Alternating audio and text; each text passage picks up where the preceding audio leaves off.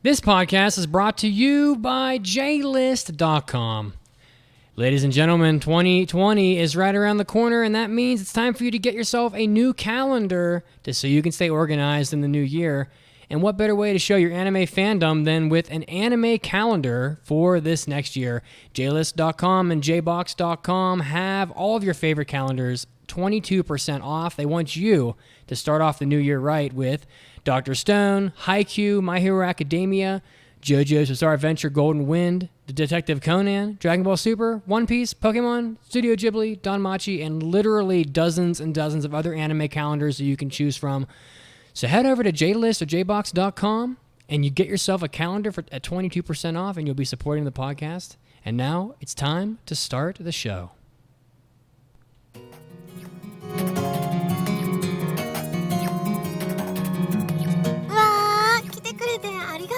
You're listening to the Anime Addicts Anonymous Podcast. Take your anime addiction to the next level at aaapodcast.com/join.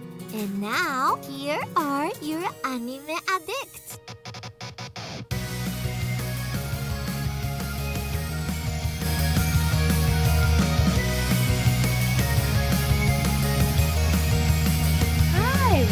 Welcome to the 491st episode of the Anime Addicts Anonymous Podcast, where we are dedicated to making your anime addiction so much worse. So much worse. Oh my god, worse! Sorry. I am Mandy, one of the hosts here, joined with three other friends. We have Mason. What's up? Hey, how's it going, everybody? I don't have more to add. We have Enzo. What's going on? What's up, my dudes? What's up, fam? What's up, listeners? Thanks for being here. Thanks for the Twitch chat for being here. I'm doing fucking great today. Glad to be back after a little break. Yeah, it's been a while. Yeah, I know.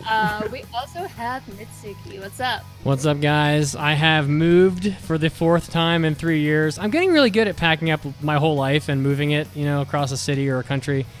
But the podcast is now broadcasting from its 9th location. That's right, the 9th location. And I managed to put everything back together correctly, so it's a miracle. Just in time for Christmas. Yeah. We had some issues. Hey, okay. We are very proud of you. Mm-hmm. I want to say that for those of you that don't know, it is National Donut Day, and Krispy Kreme is giving away free donuts, so... Is it? I did not know. What? Go get it. Podcast is canceled. Podcast is canceled. Bye. Bye-bye. Can we reschedule the podcast real quick? So yeah, if you would like to join us, you can go to aapodcast.com/join, and you can get so much more bonus content. You can get hentai episodes, hobby addicts episodes, after parties. We just recorded a hobby addicts where I talked about dating the Colonel, Mr. Colonel Sanders, Colonel Sanders-san, and Mason talked about some angry ass curry.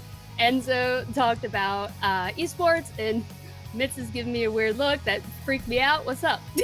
You see this donut? Well, there it is. And Mitsuki talked about football. This here, pumpkin spice donut, because I am the most basic white person. I'm enjoying my donut. This is over good. here just chowing down on this pumpkin donut, wearing his Uggs, living his best life. That's right. That's right. I got my North Face jacket. You know what? I actually have a North Face jacket. Should I go put it on? Just No kidding. need. Keep going, Mandy. No need. And we are also recording a hentai episode tonight, where we'll be reviewing some hentai from the seasons. You can also go to facebook.com to join us there. Go to facebook.com/group/aapodcast to talk to other fellow addicts there. You can go to our Discord, go to our website, and there is a button there to join Discord. We have loads of stuff going on. It's basically an anime high school, which we say like every week. We have Manga Club, my Manga Club, which is every other Wednesday. And this Wednesday coming up, we are going over to Hayafuru, the first 2 volumes. So you can go to Discord, go down to the Manga Club channel and check out the pin notes to find out all the information you need for that. We have Anime Club, which just finished up Millennium Actress. And their next meeting will be for the first 5 episodes of, how do you say this anime's name? Is it Technolize? Technolize. Okay. And that meeting will be on October 9th at 10 p.m. EST. We also have Family Feud coming up. Oh, shit. Where we need your help. We put up some polls from Icy where you can go and put in votes and then however many the majority votes are will be answers in our Family Feud episode. This is a what new is poll. this? This is a new Mason? poll. The Family Feud, if you participated in the first one, thank you so much. We actually got a ton of responses, and we actually got so many that IC was inspired to make more questions. So if you did the first poll, you can also do this one. And if you missed the first poll, you can also do this one. So what I'm saying is people go submit more answers for more questions for us to compete in and laugh about. I'll put a banner up on the site taking you straight to the poll. So that way you'll be able to get to it from the website for those of you that are listening to this off of iTunes or wherever you are. So and we've also been posting it on the socials as well. Good. And if you want to make me cry, don't do it because I really want to play Family Feud. Like I really do. I'm really excited for this. So I'm Why ready. did you even tell them that? I'm ready to. I'm ready to have my ass beaten yet again in another game show with anime knowledge. So, yeah. Mason, what is this pumpkin carving thing you have? Oh, here? I'm feeling the October mood, and I wanted to say on Facebook and the Discord, I want to hold a pumpkin carving contest. I want people to carve anime or whatever related things they want into their pumpkins, share them. Deadline is going to be October 26th. Oh, that'd be fun. Yeah, and maybe the winner we'll have different categories and maybe some prizes. It'll be fun. So if you're like, I'm not really, and I don't care. Carve a pumpkin, post pictures of it, share it with me so I can see your wonderful art. And he's going to judge you and score you. Yeah. Mason will. Think about it. Mason will, yeah. Mason. This is the guy who scores bird watching. Yes. Mason, the burning question, on everybody's mind is: can you crush a pumpkin between your thighs? Probably not, but I can crush a pumpkin pie. Ooh. So that counts for something. What if it was a carved? Count for something. What if it was a carved pumpkin between your thighs? Could you do that? Oh, probably. The structure Okay. is just weak. Okay.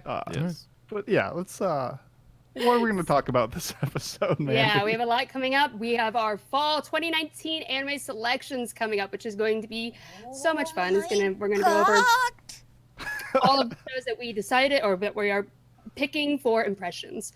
And then we also have a review of Why the Hell Are You Here, Sensei? That'll be Hey, girl. an interesting review.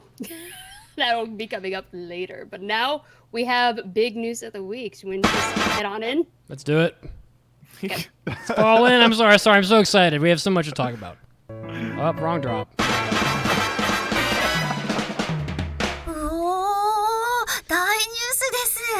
It's time for big news of the week. Sorry, guys. I'm a We're disaster. so professional. I'm a I disaster know, right? today. This is a professional podcast, everyone. Yeah, It is. we should get paid the big bucks for this. Big bucks. Help me retire. Go to aapodcast.com/join. So, our big news of the week this week, we have Megabots throws in the towel on Mecha Battles plans for bankruptcy. Womp, womp, womp. That giant ass robot? Wild. Megabots company on the one that battled and defeated. Oh gosh, how do you say that? Suidobashi Heavy Suidobashi. Industries Kuratas in 2018 plans for bankruptcy filing. Yep. The Mecha Eagle Prime is Holy on, shit. Sorry, I gotta update the number now. That number that Did figure. it go up? Oh yeah. Oh yeah. Well, it's currently on eBay and you can bid for it. Y'all want a mech? Oh yeah. I think we should win this for the podcast. The picture on. Go GoFundMe to get this for us. Can we buy this mech and then make it an unlockable character in the AAA dating sim? That's what we need. It's the final boss. The actual correct move. The picture on Yeah. eBay. The picture on eBay has this mech lifting a car. I'm like, what the hell? Wild. Insane. Yeah. Yeah, we need this for us, and we'll have a bonus segment where we'll crush things with our mech.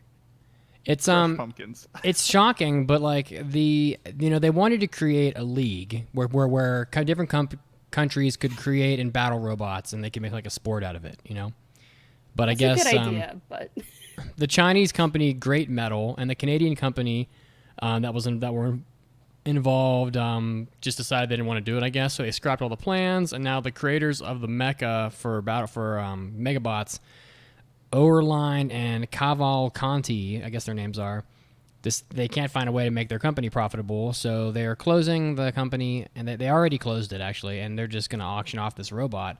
The crazy thing is that the robot was $2.5 million to build, which is really not very much if you think about it. I mean, like, it costs like, what is it, like $1 billion to make a submarine? I don't know. It's like $2 million is nothing. But they're auctioning this sucker off. It's on eBay right now, and the current bid is $150K. So Yeah, it's I mean, basically free, you know. I mean, sort of. I mean, when you consider the Kinda. the metal in that thing alone is probably worth a lot. So 4 days left. How high do you guys think the bid will get? People in the chat, how high is the bid gonna get in 4 more days? 300K. Can I post a I'll link say to this, or will Twitch shit a brick if I post a link here? Let's find out. You can post Yeah, the link post to this. one. There's a link. There you go. There's a link to the auction. Boom. So it's just kind of sad, you know. They beat up on Suidobashi Heavy Industries in that video pretty badly, but in the end, Suidobashi Heavy Industries is an actual company, and this other thing is not. So, yeah, I mean, whatever. Although I have no idea. Huh? For positive robot news, Boston Dynamics Atlas just did like a whole like gymnastics routine, so you can go check that video out if you want to be inspired by robots. Crazy. It's Nice. amazing. A robot did a whole gymnastics routine. Yeah. So this is the Boston Dynamics robot that was like originally walking, and I think it did some parkour, but now it's doing like flips and balancing, and It's it's scary. We're jumping getting there. 360s. It's pretty spectacular and very graceful. And And, terrifying. Have those terrifying is another way robots to put it. coming at your ass. Damn. So let's go ahead and get into Enzo Senpai's Notice Me Corner. He's Let's going to do give it. us a boost of positivities. 皆さんおめでとうございます Join us in Enzo Senpai's Notice Me Corner. Yo, fam, it's Enzo Senpai's Notice Me Corner, where you guys can write into me and let me know about stuff you're working on, stuff you've accomplished, because we would love to celebrate you. This one comes in from that one guy, probably. The probably is in the name. It's that one guy, comma, probably. And they say, big news for me. I graduated with my associates in political science / pre-law. Hopefully, by the time you're reading this, I am able to have a legal assistant job and be working on my way further into a career that I couldn't love anymore. I'm planning on getting my law degree, so this is just one step out of many. It was an important one for me, though, seeing as how working full time to pay your way through college is not easy. I will not be able to start working towards my bachelor's until I am 25, so that way I will be able to file for student aid without having to be concerned about my parents and if they have filed their taxes or not. That is a holdup. Wish me luck, though, since that will be 4 years and most people have difficulty continuing the education after such a long break. I appreciate everything you all do, and I hope that one day I might be able to go on a trip with everyone that wants to go from the Discord. Thanks a ton, and keep on giving me your opinions and views on anime in its modern setting. Although we disagree a lot, which is not a bad thing. Always listening. That one guy, probably. Dude, congratulations on that associate's degree, man. That is a really not easy course. I had a lot of poli-sci majors and friend majors in college, and they were as stressed as I was in my accounting stuff. So congrats there. I think you will find the strength. If you were someone that had the willpower and discipline to work while you were in college to get through all that, you'll find the discipline again in 4 years to go back to it. So I'm not that worried about you, dude. And when you do go back, I think you'll be fine. So congratulations, dude. I'm super proud of you. And I look forward to your law degree, That's awesome. man. Yeah. And maybe you'll keep get us- it. And maybe you'll get keep us yeah, in yeah. the loop. Sorry. Jesus Christ. Maybe you'll get a chance to travel with us, because I know we are planning another Japan trip. So, yeah, that's not going to be for a little while now, but it'll come up before you know it. So, yeah. All right. Yeah. But Congratulations. now we have some hot new releases. Let's They're jump into hot. those. Hot. Oh, shit. I burned my fingers. It's time for hot new anime releases. It looks like we have 3 on this list. Yeah, First there were is a lot. live-action Promised Neverland film Sick. was announced for winter of 2020. The anime film will open in Japan in winter of 2020. Yuichiro Hirakawa is directing the film. It looks like he's worked on Harumatsu Bokura. I've never heard of that. But Noriko Goto is writing the script, who worked on Homeless Chugakusei? Homeless middle school student? What the hell kind of a title is that? Yeah, I've never heard of it. The manga has been serialized by Weekly Shonen Jump since August 2016. We did a review on this as well, so that'll be exciting to check out. The third season of Toaru Kagaku no Railgun, what's the English title of that again? A Certain Scientific Railgun. Yeah. I thought so. Certain Scientific Railgun is airing in January 2020. New season titled Scientific Railgun T will begin airing at ATX, Tokyo MX, MBS, and BS11 in January of 2020. It's being produced by JC staff and has a bunch of returning staff. Yeah, just a bit. Fripside, who I've never heard of, will be performing opening theme. Oh, Fripside, yeah. Fripside did I mean, like, listen to this. The returning staff, the director, the character designer, the color designer, the editor, the sound director, the photographer, the music composer, and by the way, Fripside doing the theme song for the last one. Returning to do this one. So if you liked Railgun before, it's the exact same people, literally everybody, and it's a good show. I mean, like, I didn't like A Certain Scientific. That last installment of Index that they did was not good. I mean, I didn't like it, but we didn't pass it. But Scientific Railgun has always had really good action in it, so I'm looking forward. That's the one where the girl like fires coins, and she'll like fire a coin out of her hand and like make a car explode. Like cool shit happens. So I've never seen it, so this is all new to me.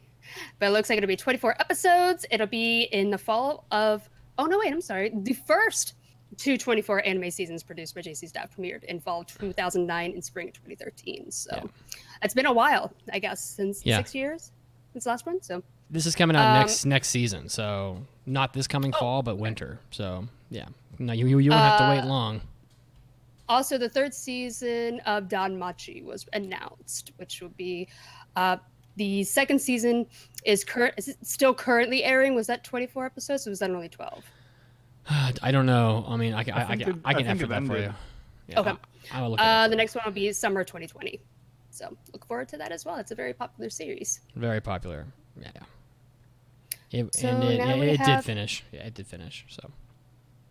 Our trivia question for our website. If you'd like to go to our website, apodcast.com, you can scroll down to the bottom. There's a picture there, and it's centered around a theme, and you can try to guess what anime that picture is from to win prizes.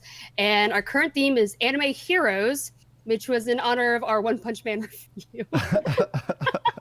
And this week's answer was Samurai Flamenco, and the winner was Manly Mudkip. That's right. Clap, clap, clap, clap, clap, clap, clap. All right. So, yeah, we also have our in-show trivia question, which we'll answer after the break. Man, we're just flying through. Well, we got a lot. We got a lot to cover. Yes. So, in the anime Chihayafuru, what is the mascot's name that is printed on Shinobu Wakamaya's shirt? Oh, boy. We will answer it after the break. Guys, we got fall picks coming up. Get hype. Yeah. See you in a minute.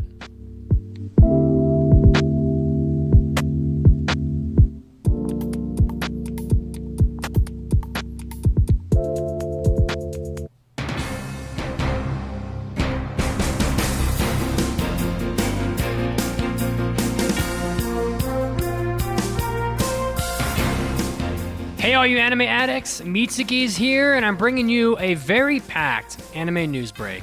Leading us off right now, it looks like My Anime List and High Dive have entered a partnership. The partnership is going to be featuring My Anime List's content ratings on High Dive streaming platforms. So you'll be able to see the score from My Anime List on High Dive, which means that everything will have between a 7 and an 8.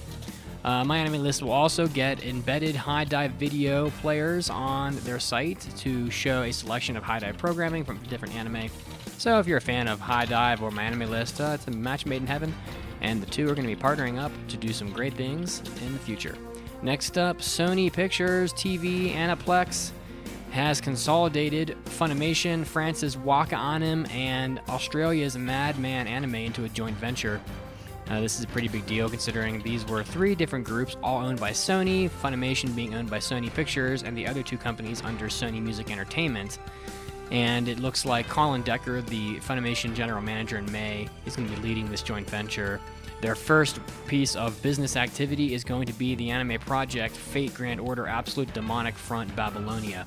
So if you're a fan of Funimation, Sony, etc., there's some pretty interesting work going on to make the anime industry just a little bit more stronger and bringing us great things in the future. And next up, it looks like if you're in California, there is a pretty interesting little specialty event going on.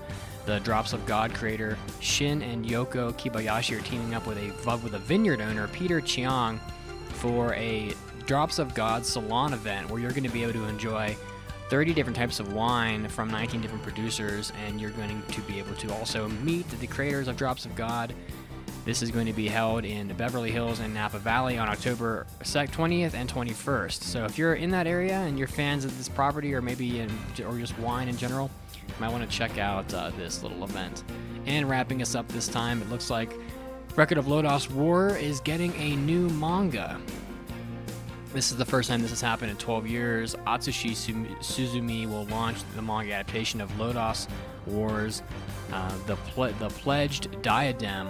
So this is going to be, as I said, the first new work in 12 years for Record of Lodoss War. The manga is going to be launching in the December issue of Kadokawa Shonen Ace magazine on the 26th of October. So if you're a big fan of Lodoss War, as I am, you'll be able to get some more content coming out. This is Mitsugi, and this was your anime news break. Now, of course, it's time to get back to the podcast.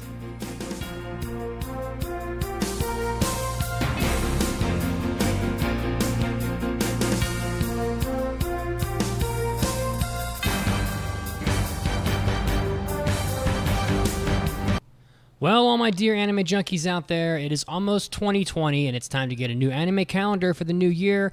JList.com is offering tons of 2020 anime calendars with all your favorite shows at 22% off. I'm probably going to buy a couple myself, put it in my brand new kitchen. They have Dr. Stone, Haikyuu, My Hero Academia, JoJo's Bizarre Adventure Golden Wind, Dragon Ball, One Piece, Pokemon, Studio Ghibli, and tons of other properties. So if you're a big fan of anime and you want to have a new calendar to get organized for 2020, start it off right with a new anime calendar from JList.com.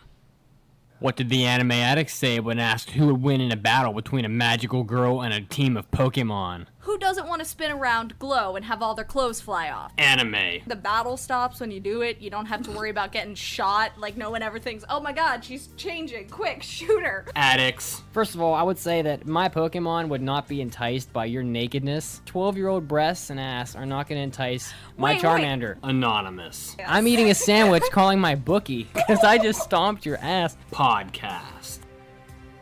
Visit the Anime Addicts at www.aaapodcast.com and iTunes. You know me? Of course!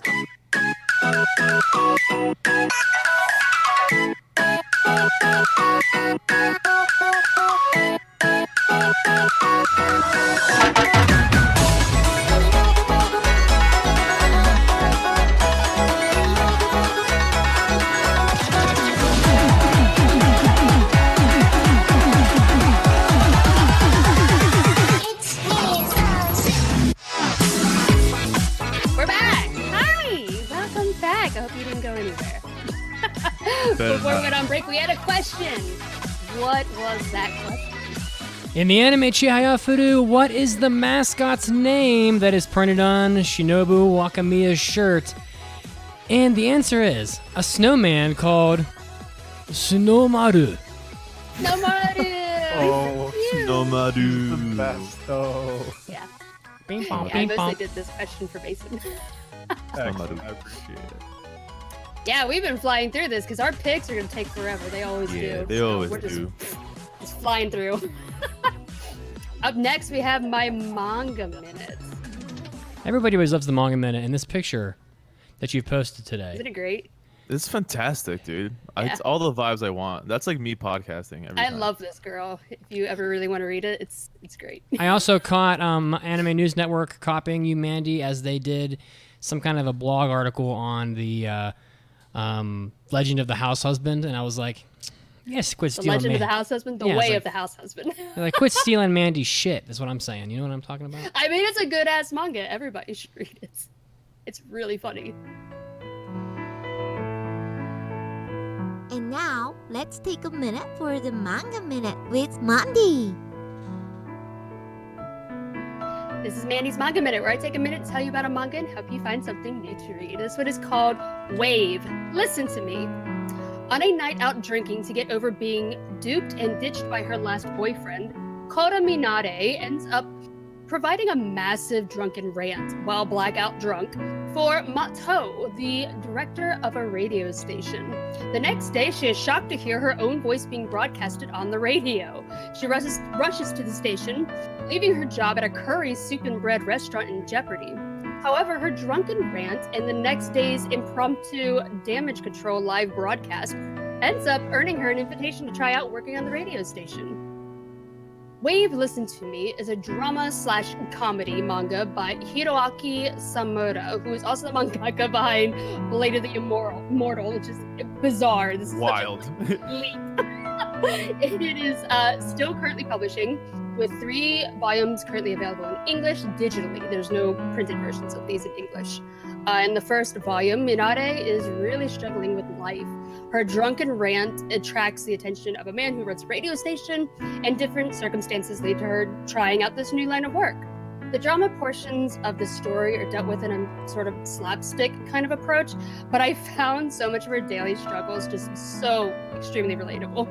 Minare is an interesting character. Her life is just a mess, but she still reacts to it with a bit of humor, and I like her like screw this shit kind of attitude.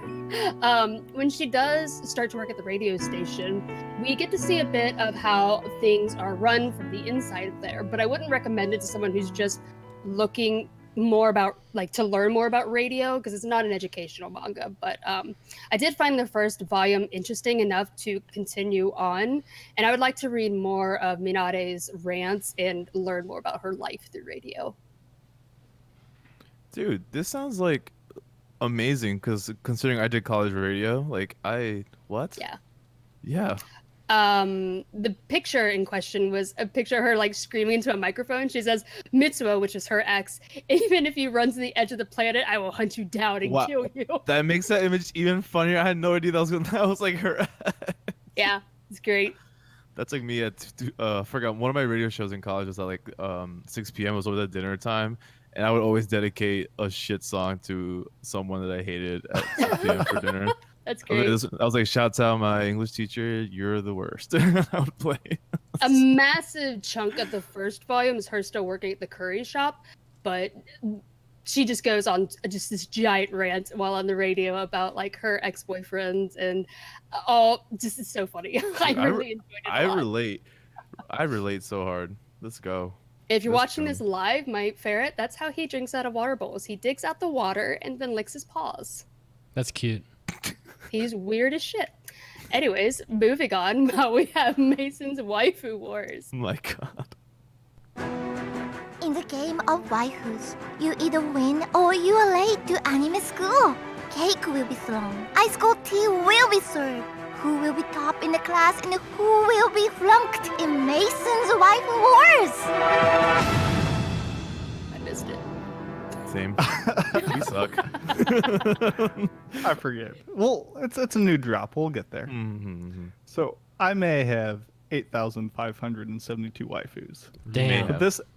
But this entry is one of the goats, or should I say, one of the gets. My Because this week, it's the major Motoko Kusanagi from Ghost in the Shell. You're incredible, my dude. So She looks very different depending on where you're viewing her from.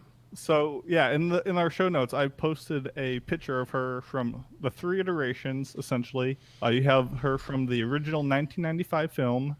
She wasn't really in Innocence a lot, but then there's also the standalone complex television series.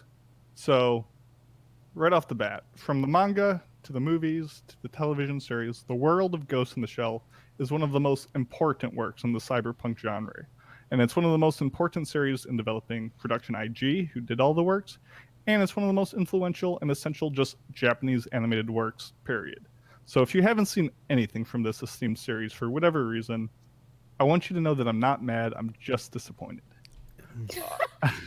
I urge fans of Akira, Psychopaths, all that stuff. If you haven't The seen Matrix. in anything, it's been so influential and just such a part of anime culture that you really should watch it. Even if I don't know why it wouldn't be your thing, because it's got everything.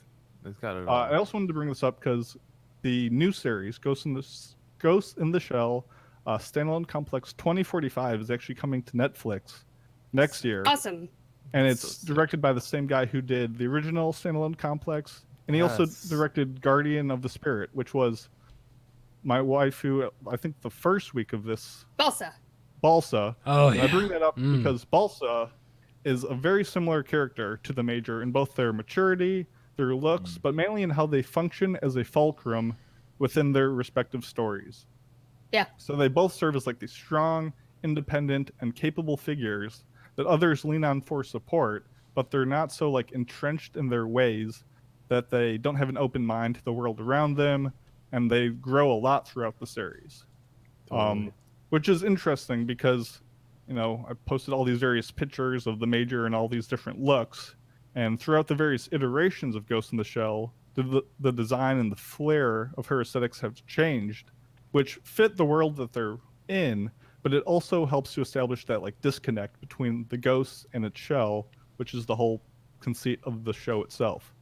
But talking about her shell, which is like her body, she's great. We're talking full top of the line cybernetics. Oh, shit.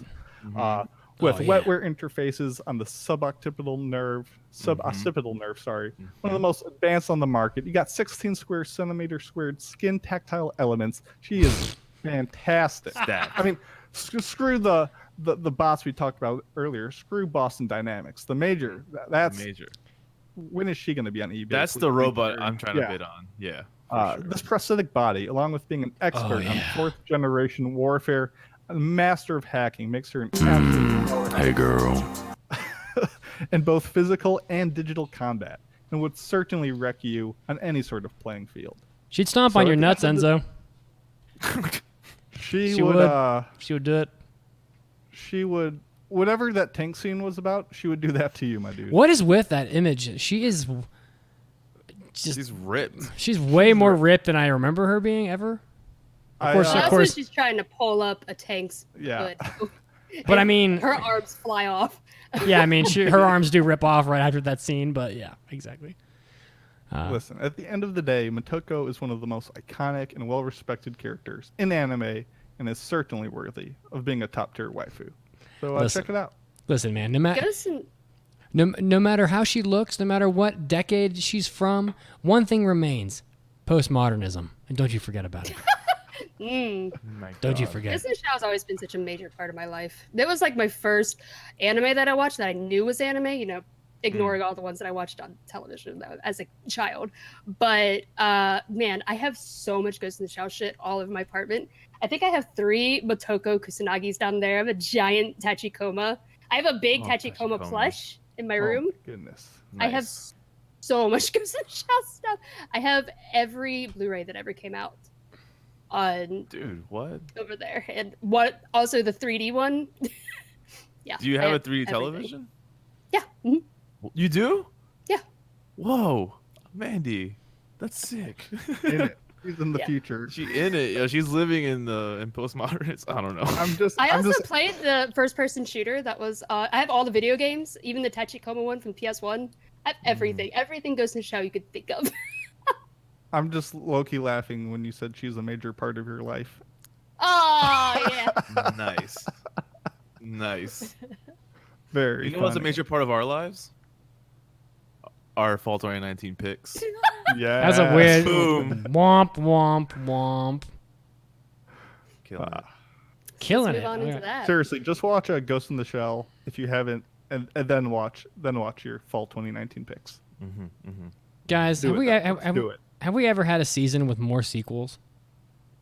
I don't know, man. I don't know. And is it a good thing that that is the way that it is now? I don't want to talk. I don't know if it's a bad or a good thing, but I would like more originals. But that's a topic for a different day, though. Is it? Yeah. Okay. Yeah. All right. Okay. So you're just going to go all around? We'll just start off with Mitts. Oh Or shit! I last get to go word to the first. Oh Yeah, my god! I'm so you're first excited. on this. All right, so for those of you guys that don't know how we do this, we have a document. We all pick 15 shows in the order of which we want them from the season. Then I roll a dice. I changed it to one from 1 to 100. It's not really a dice. I use the rand between function for those of you that are nerds. 1 to 100. That way there wouldn't be any ties. Mason actually got the best roll. He rolled a 90. And Mandy rolled an Wild. Mandy rolled an 88. I rolled a 50, and Enzo rolled a 45. So For once. For Don't once. even complain. But good. but in the end, I got probably the worst picks because I had. But like we all did pretty well in a season where I thought we were all going to be fighting over the same few anime. We ended up not really picking the same stuff. So the first one on my list, and by the way, we just picked them like draft style for those of you that makes sense to you guys. My first pick here was number 8 on my list, and it's Fate Grand Order.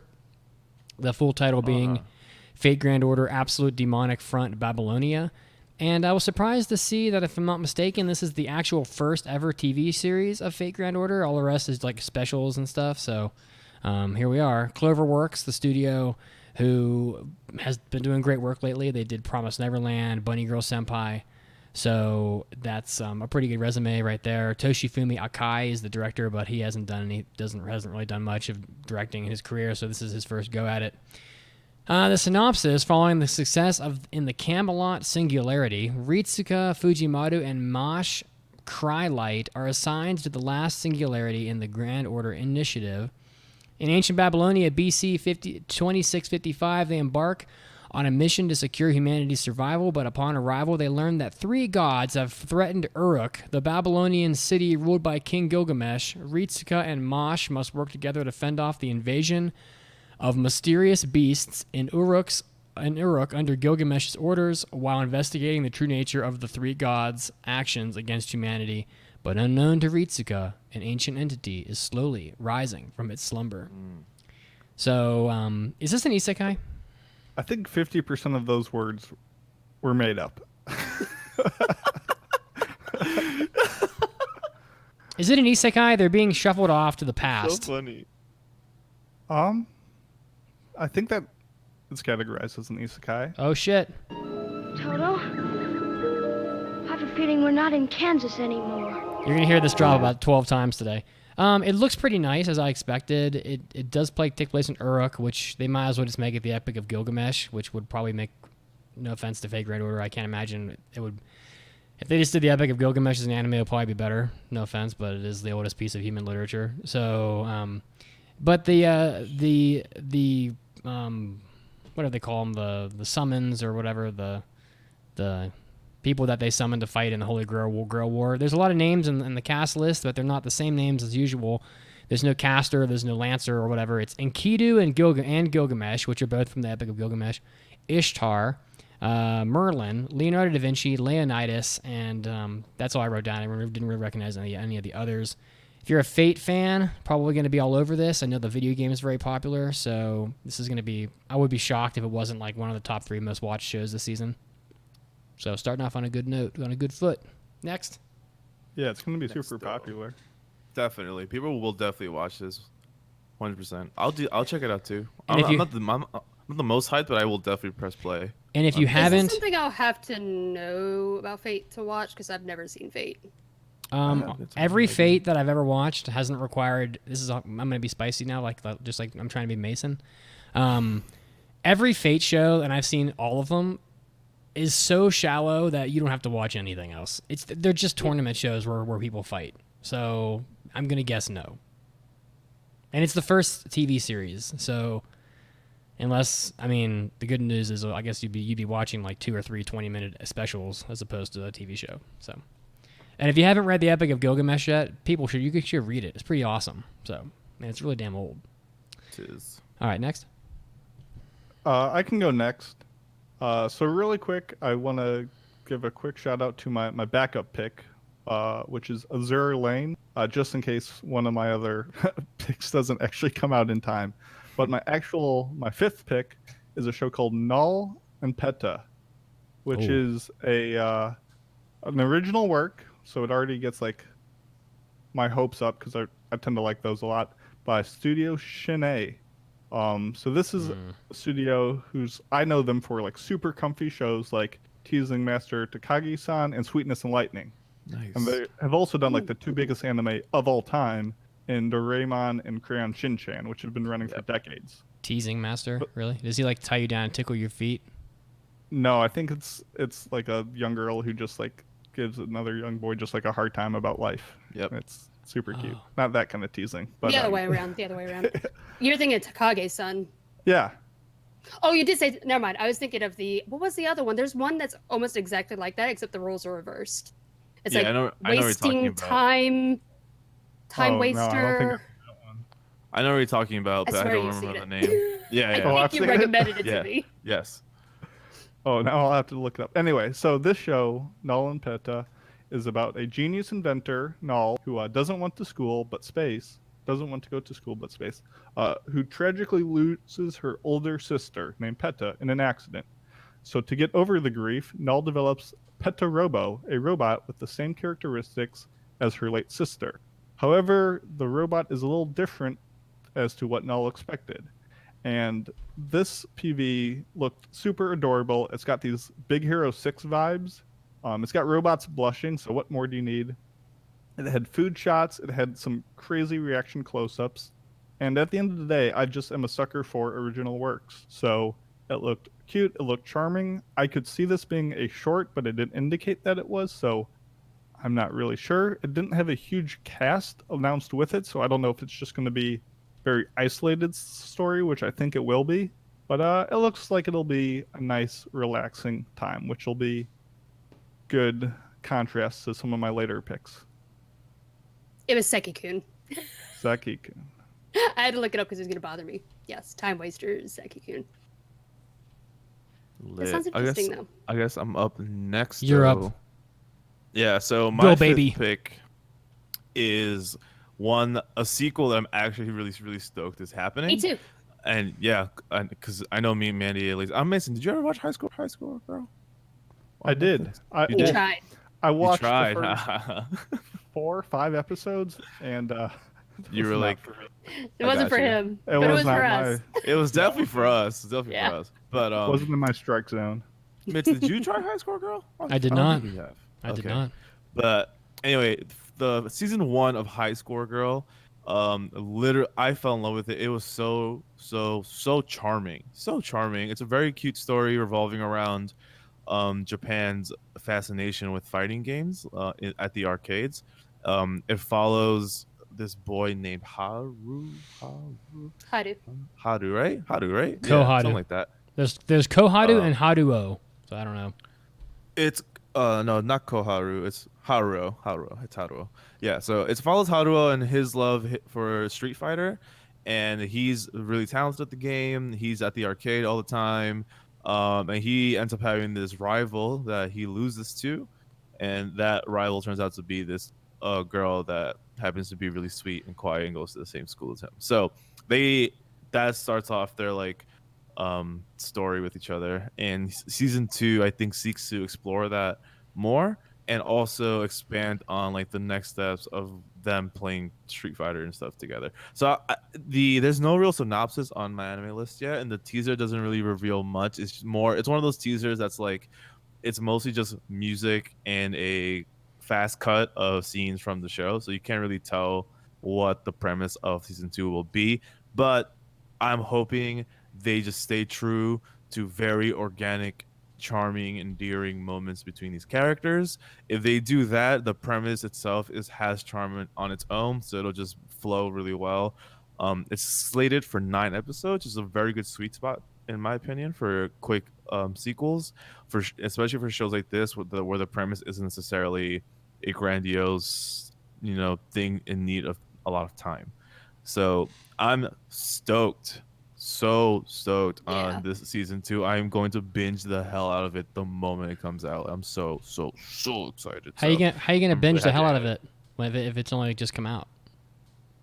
What? No, what? No, it's on Netflix. So when Netflix drops it, I see. Yeah, Okay. yeah. Oh, I'm hoping that this one will come out in time for review. If I don't get it, my backup, because all of my other backups got taken, is Pet, which I didn't even buy. I didn't even really Pet. look into, but Wow. shouts out Pet. We'll see if we have to take that one up, but hopefully not, because I'm really happy with my High School Girl season 2.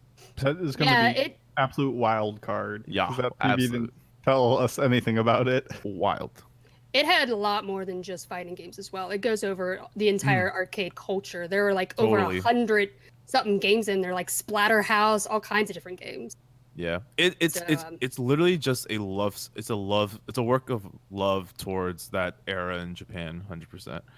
Yeah. And the opening was one of my favorite openings of all time by Well, her name is Etsuko, but she is the vocalist of Saite Seirong or some shit like that. That band. It's a really, really dope opening. Like if you guys don't even want to watch the show, just at least watch the OP for High School Girl. It's one of my favorites of pretty much all time. It's really nice.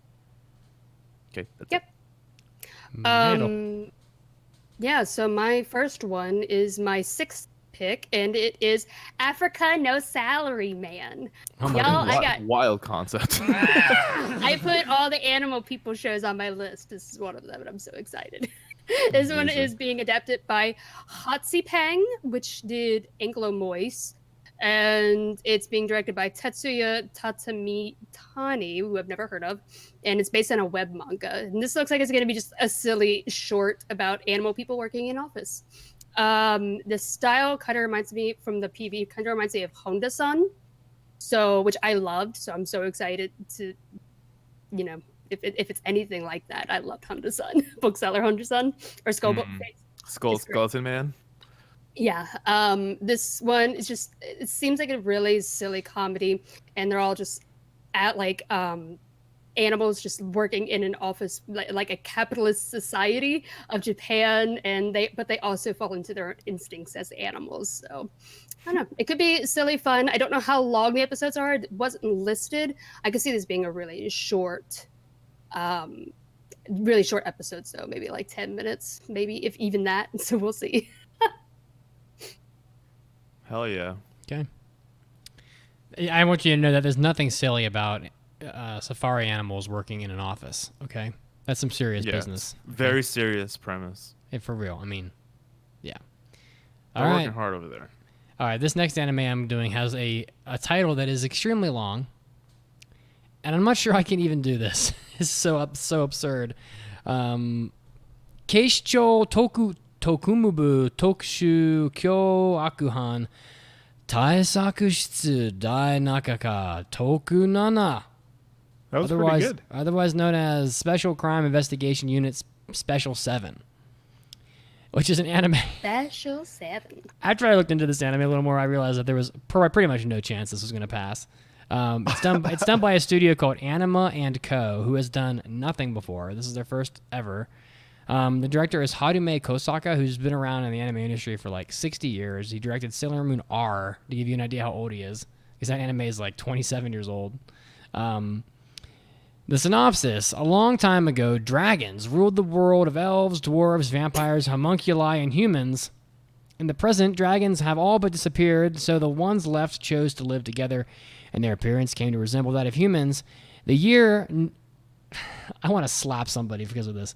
The year 2X19, like I can't know what decade what century we're in, is Tokyo. This is so obnoxious. In Tokyo is mostly a time of peace, but a group called the Nine caused chaos in their quest to obtain the dragon's power and change the world. The police form a unit consisting of various experts to fight against the Nine, the Special Crime Investigation Unit 7. I'm not going to read the rest of this. It's way too long. But, I watched the trailer of this, and something just seems off about it. The animation and designs just look odd to me. I can't put my finger on it, but if you look at the character designs, they just look weird. They're just drawn weird, and I guess what I would say is that the designs are just they're kind of ugly looking. I don't know exactly. I think people that love the beautiful aesthetics of some anime are just never gonna want to watch this because it just doesn't look good. Other than that, the trailer had some action in it. It's, I don't know. It just seems like another one of those crime police unit shows. We seems like we have one every season, and but like I said, it's a new studio and it doesn't look particularly polished, I guess. So we'll see. I could be wrong, but but that's why it's the number. That's why it's near the bottom of my picks. So we'll see. That's I'm not gonna say the Japanese again. Special Crime Investigation Unit Special 7. So, all right.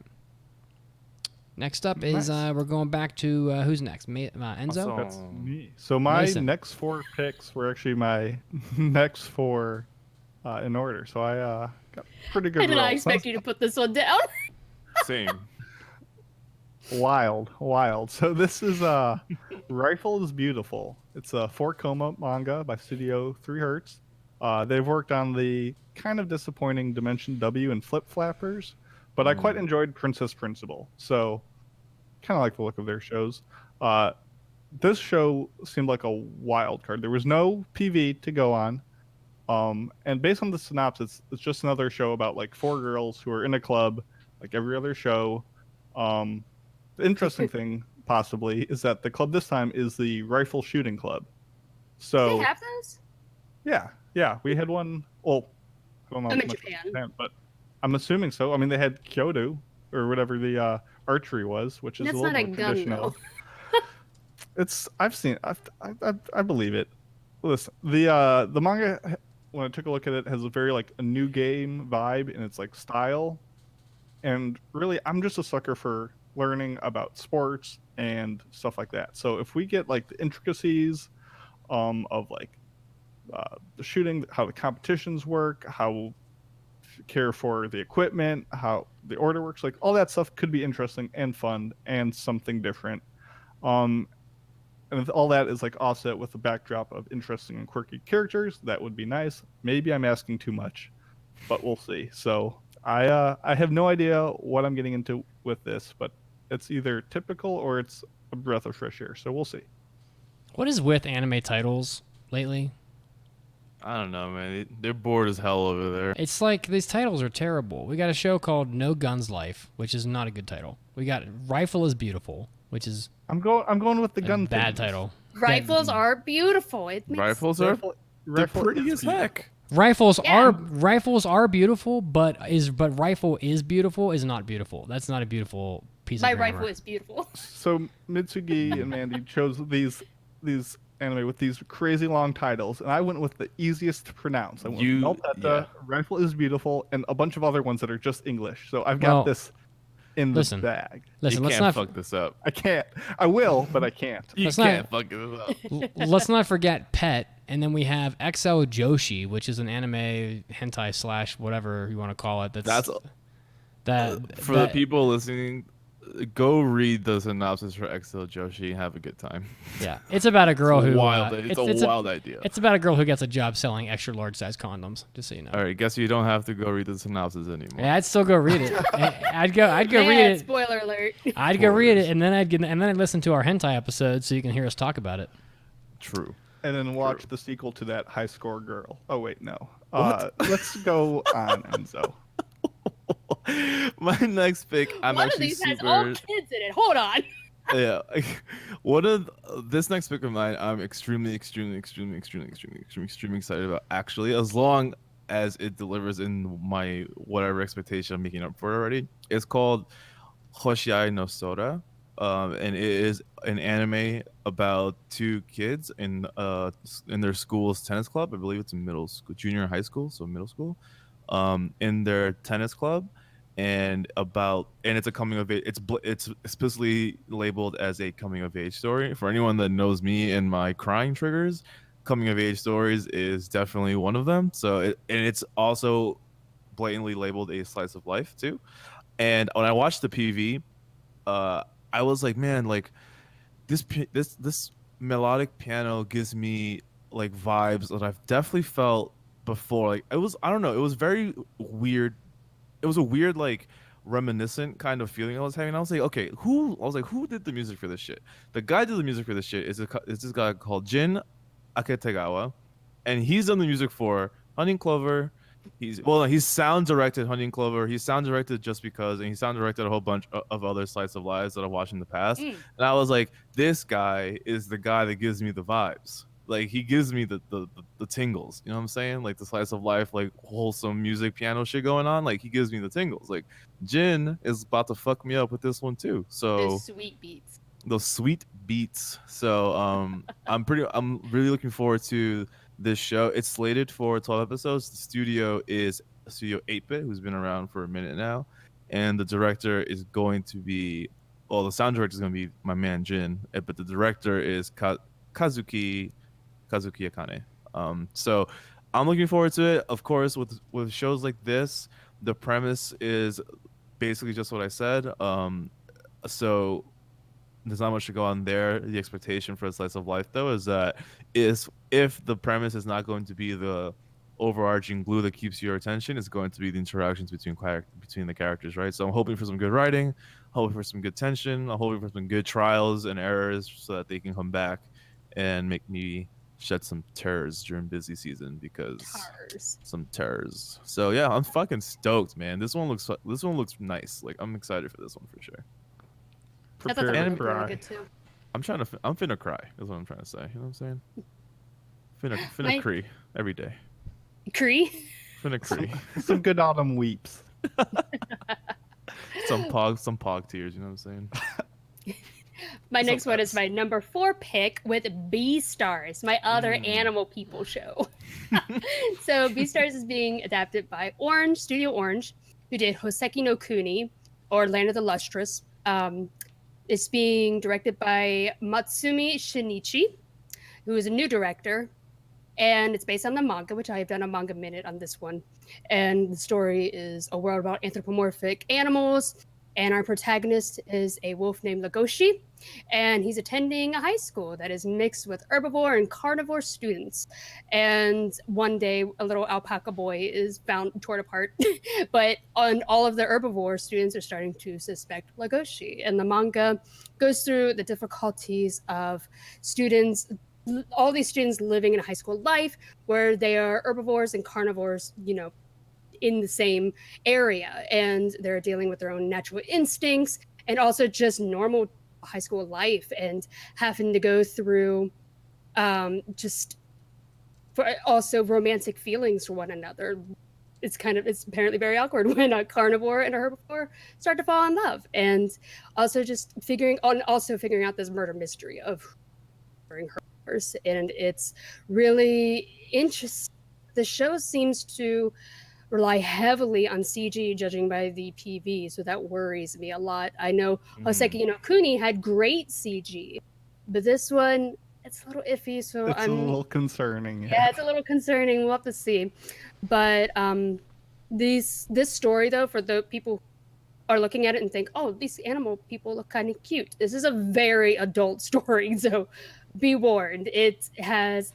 Don't let the animals fool you. There is murder, there are drugs, there's a lot of discussion on sex lives, there's bullying, there's a lot in this, so it's not for kids. But I'm very excited to check it out. Cool. Check it out, my dude. More animal people than you can have a heart cage at. I do love animals, so. And here comes another endlessly long title. Are we ready? Killer, dude. Shincho Yusha, kono Yusha ga ore tsue, kusa ni shincho sugiru. There it Does is. it have an English title? Pet. This is the one. Pet. That'd be great. Otherwise in English known as Pet. You could just call it Shincho Yusha, cautious hero. The hero is overpowered but overly cautious. And this is also an isekai, so, here you go. Toto, I have a feeling we're not in Kansas anymore. So, done by Studio White Fox, who does a shitload of isekai shows. So they did ReZero, and they've done a bunch of other stuff. They did Steins Gate, so that's good. That's pretty neat. Director Masayuki Sakoi who directed Sword Art Online, Gun Gale Online. He did Needless and a bunch of other stuff.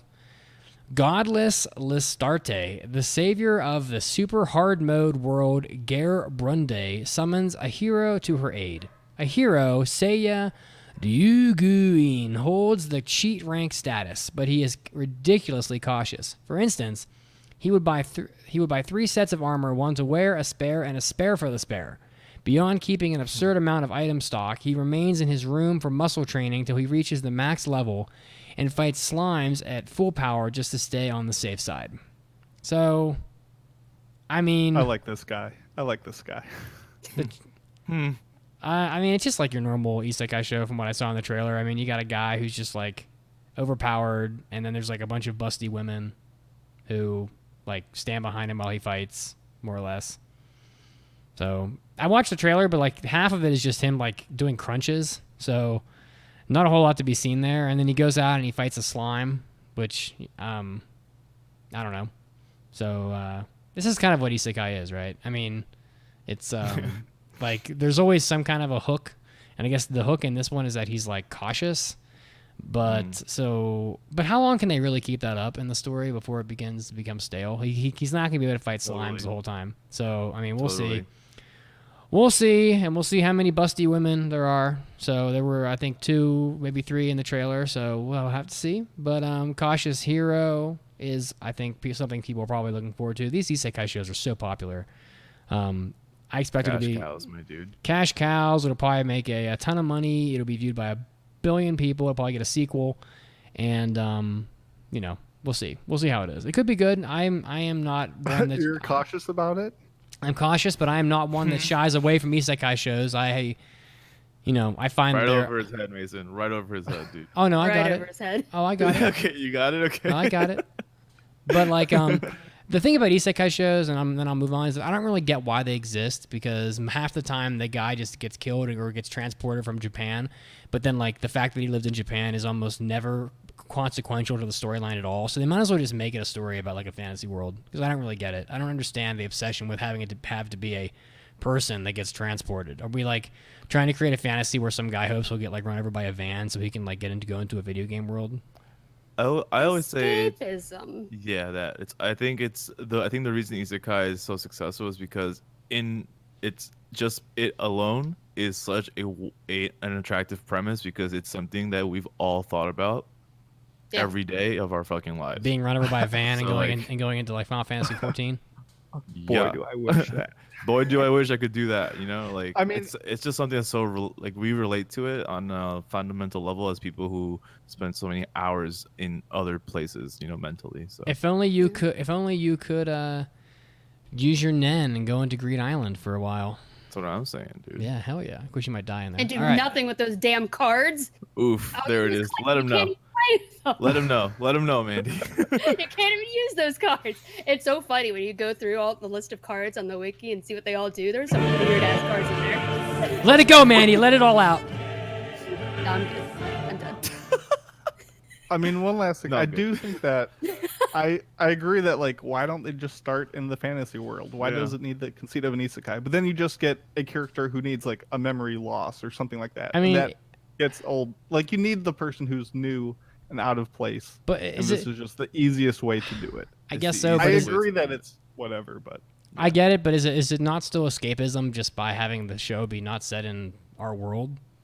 You can still achieve escapism without it being an isekai, but the concept of an isekai is something that people think about all the time.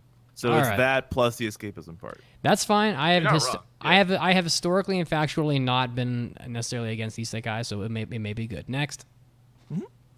So my third pick is another one whose title I will not screw up right now. It is Blade of the Immortal. Oof. This is a great seinen manga by Linden Films, and this is my third pick of a studio that I'm like very cautious on. A lot of the stuff they've done is not great, but at the same time, their most recent, or not their most recent, but Hanabado looked pretty nice. Mm-hmm. Really Hajime good. Senpai was fine for what it was, so like, it's not bad. The other thing though, the studio is doing 3 series this fall. Wild. Whoa, for real? There's Tenka Damn. Hyakin, another one that Mandy will discuss, and this one. Now, to be fair, this isn't a series proper. This is a OVA, I believe. So I'm hoping that it comes out. It's coming out on Amazon Prime Video, so I have no idea what kind of release schedule we're going to get. And that's why I have Zerlane as my backup. But assuming we do get this one in time, this is supposed to be a complete adaptation of the manga, which is great to hear, because this is a classic that is definitely a bunch of fun. It's a series set in Japan during the mid-Tokugawa shogunate period. And essentially, it follows a cursed samurai named Manji, who essentially by deals with witches and all that stuff essentially has to kill 1,000 evil men in order to regain his mortality. And he's joined by a party who have other similar quests for vengeance or reasons to go out and kill these people. So it's a good bloody time, and the PV looked nice and bloody just the same. There was like a frenetic calmness to it where there wasn't a lot of movement, but you can tell there was like just that quivering of like intensity just about to be unleashed. It definitely had the same vibes as Shigure, which was interesting because I looked it up, and it's the same director who did Shigure and Technolize and Steins Gate, which is Hiroshi Hamasaki. So honestly, if that adaptation isn't good, it's not going to be because of the director. I've got a lot of confidence in him. So a full adaptation of a classic manga with a really good director. If the studio can pull through with some quality animation, which the PV seemed to indicate, I've got high hopes for this one. So that's Blade of the Immortal. Dope, dude. I'm actually glad that you got that one specifically. I feel like you're gonna slay talking about it. I'm hoping there's a lot to chew into. Yeah. My next pick is another one that I'm actually really excited about too, because the first season was a sleeper fucking hit for me. I thought the first season of the show was pretty well done, like super well done. And that show is Kono Oto Tomare, which is a show about a koto club. Koto is a traditional Japanese instrument that sounds super pretty. Super pretty. I actually got a massage today, and the guy was playing koto music. It was very while he was massaging you. That doesn't seem very... Man, he has so many hands. Yes. Yeah. Oh no! I know. His masseuse's dakak. He's playing with his feet, man. That went right over my head until I got it. He was massaging with his feet while playing the coach. Yeah. Nah. Y'all know what I meant. Okay. But yeah. So I'm excited for season 2 because I still to this day remember episode I believe 5 or 7 of the first season where they do their performance at the school's auditorium. Amazing moment in the anime for me. I thought that moment was huge, like super huge for what that show's potential is. And season 2 doesn't really have a premise explained on Mal. There is a 30-second teaser though, and the teaser shows that we're gonna have some character conflict, some potential injury drama, I think a new character as well. So all these things are things that I'm always down to, be there for and explore and have shown to me. Especially because again, this is, yes, it's a music anime, but it's kind of slice of lifey primarily as well. So the more stuff for characters to grow from, the better. So this one seems to have season 1 was a good like launching pad for a season 2. So expectations for this one are, for better or worse, a little higher than normal for me because I think I'm counting on the studio doing a good job, and I'm looking forward to some really nice koto playing too. So let's get it. Yeah, I finished season 1 as well, and I was I was thinking at where it ended, I was like, it ended in such an awkward place. It was like, to be continued. It's like, and we'll be back soon. We'll be back soon. So I'm excited to see the rest of it. It wouldn't be an anime selection episode without Enzo picking up that music show. Easy mode. I was like, gotta pick the koto one. Easy mode. Yep. So my next one is a no-brainer. It is part 2 of Legend of the Galactic Heroes. Hell yeah. Stellar War, and same staff, production IG and everything, same director who has worked on the entire thing. This one is going to be a little weird because they're releasing it in 3 different films, quote unquote, but actually it's going to be 4 episodes each. So the part 2 is already starting. It's on Crunchyroll. The first episode is up, and the second part of part 2 will be in October, and then the third part will be in November. So I'm going to assume if I do end up passing this, that we'll probably just wait till the whole thing's finished and just review the whole thing. It'll be 12 episodes long. And yeah, so this part, I believe, because I haven't started it yet, I believe it's focusing on the Battle of Amritsar Star Zone. I'm sorry if I pronounced that wrong. But in where we left off in the first season, this kind of a tiny bit of a spoiler a little bit if you haven't watched any of it or the original. But where we left off in the first one, the Alliance had started to invade and the Empire territory, and Reinhard had neglected to supply all of the areas in that territory, all the colonies in there, so that they became a burden on the Alliance, and having to deal with starving people and riots.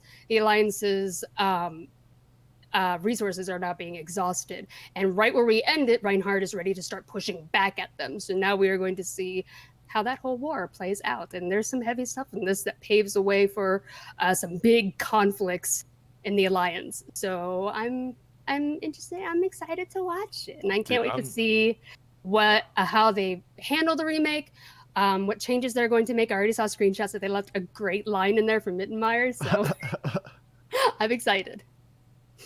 What were you going to say, Enzo? Sorry. No, I'm happy that this is coming out this season because I think specifically this timing is going to give people like Mandy and you guys, because all three of you guys like this show, enough space to focus some good mental capacity to this show and give it some good attention, because I think a lot of these shows aren't going to be super crazy plots to follow and stuff, so a lot of mental energy can go to that one, and I'm stoked to hear you guys talk about it for real, because I haven't watched the other ones. Well, you didn't watch the first part? Never did. Gonna have to do that. You can just watch I think you can just watch the old one, because they cover the 12 episodes of that remake in about 7 minutes. Just kidding. Okay. It's not quite 7 minutes, but it was 5 or 6 episodes they've covered. I'm just kidding. I'm just being. There's some big moments that they might get to at the end of this season, so I'm excited to see how far it goes. Gotcha.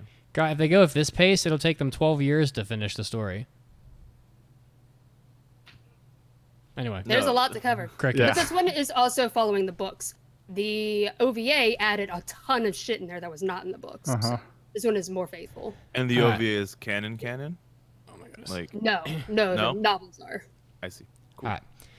All right. I'm doing Assassin's Pride is my next pick. It's done by Studio EMT Squared, who has worked on Renai Kobun and Kumamiko, for those of you that are fans of those shows. In the world where only the aristocrats have the power to fight the monster Mana, a youth named Kufa is dispatched as a tutor to find Moreda's talent, a nuisance girl born in the Duke's family. If she is not talented, assassinate her. That is the dark side of his task. Watch the trailer. Very energetic. Lots of fighting scenes. Very fast, energetic, for lack of a better word, music. Fantasy show. Lots of magic. It just seems like a typical anime show in a lot of ways. The trailer has it's one of those trailers where they introduce the character. They'll have the still image with their name, and then they'll do something, and then they'll have another still image with another character. There was one guy and 12 girls in this trailer, so it's not listed as a harem, but it sure looks like it could be one. But I'm going to assume it's not, because it's not under the genre list. But I think it's a fantasy show with lots of magic fighting. So for those of you that like magic, fantasy, and action, this is probably a decent pick for you. I put it on my list because of all the shows that weren't sequels. And let's be clear, there are a lot of them. This one is the only show. This was the most anticipated show on my anime list that was not a sequel. So that being said, the top 6 were all sequels. So that's my pick, Assassin's Pride. It could be cool. We'll see when it comes out. Could be cool. Could be cool. This is all about the magical fighting shows, these guys, this season. I want you to know I'm picking these shows based entirely off of their pictures. So that's all I do. Nice.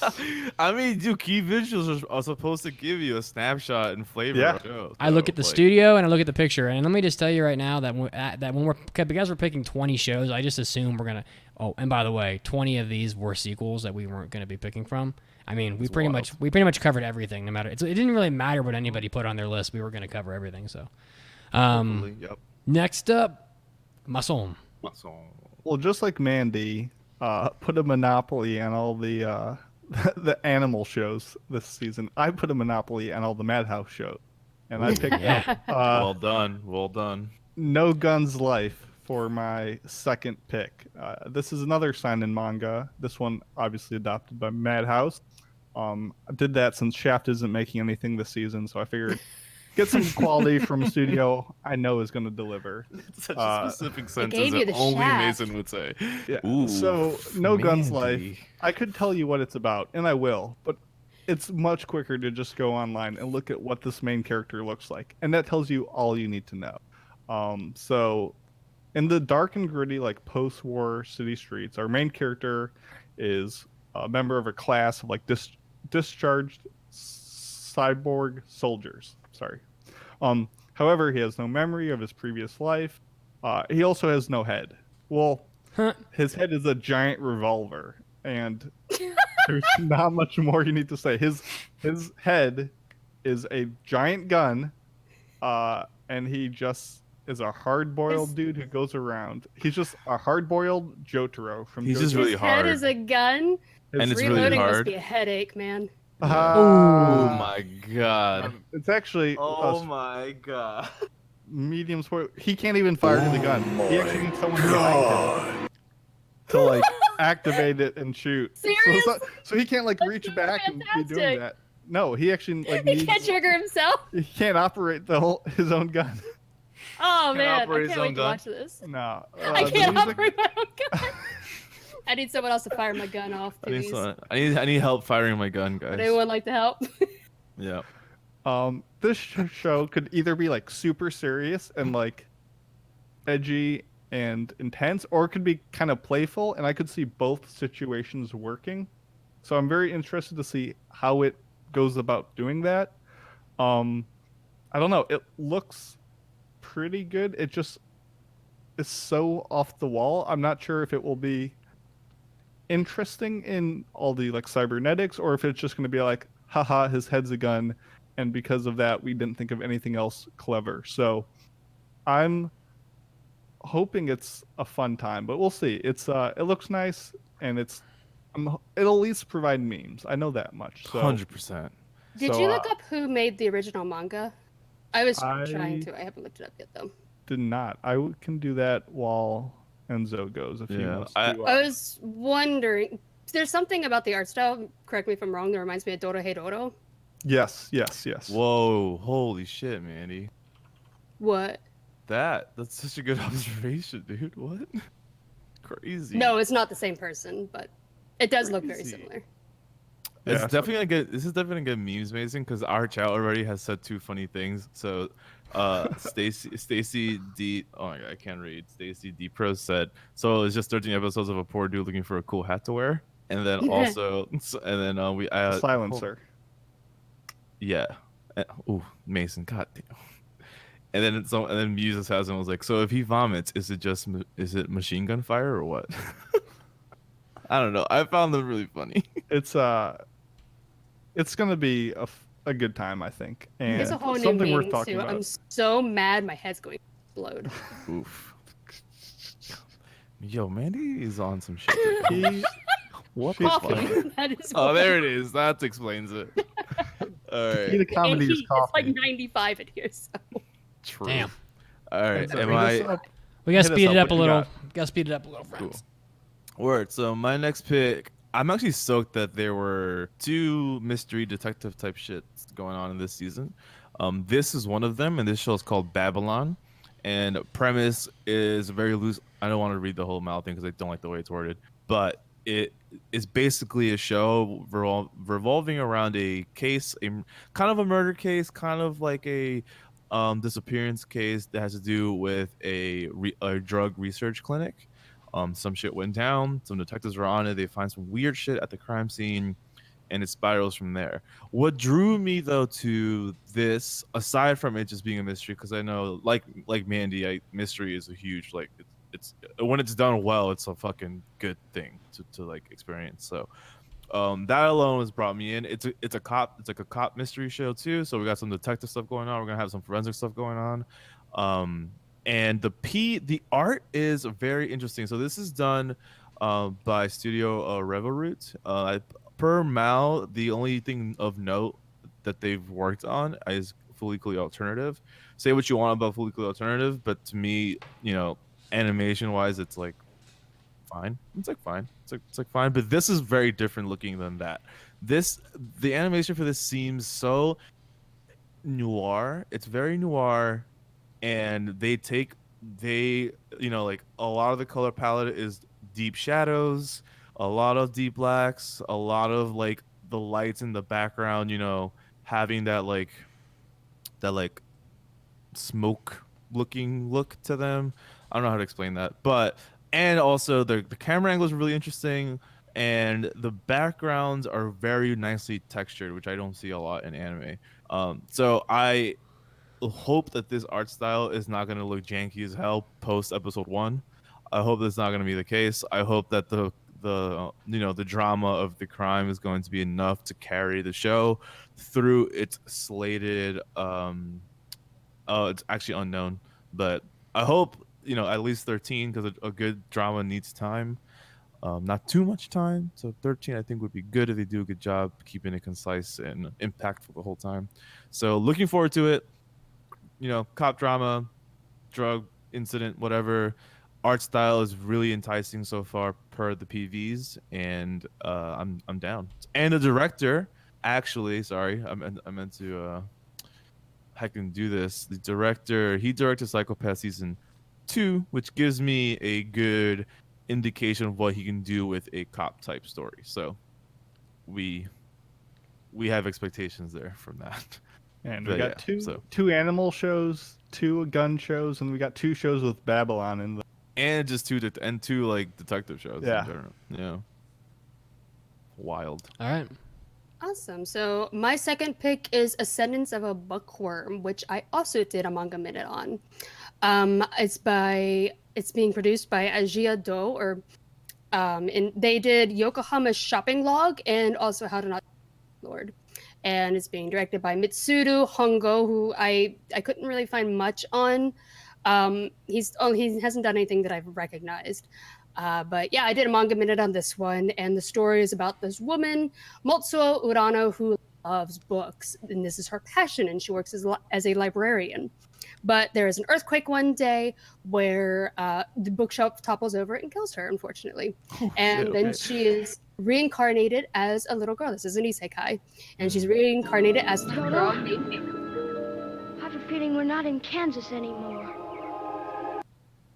She's reincarnated as a little girl named Maine in a medieval fantasy world, and she soon discovers that books are extremely rare, and only the very wealthy are able to afford them at all, which is a real bummer to her because she's reincarnated into a very poor family.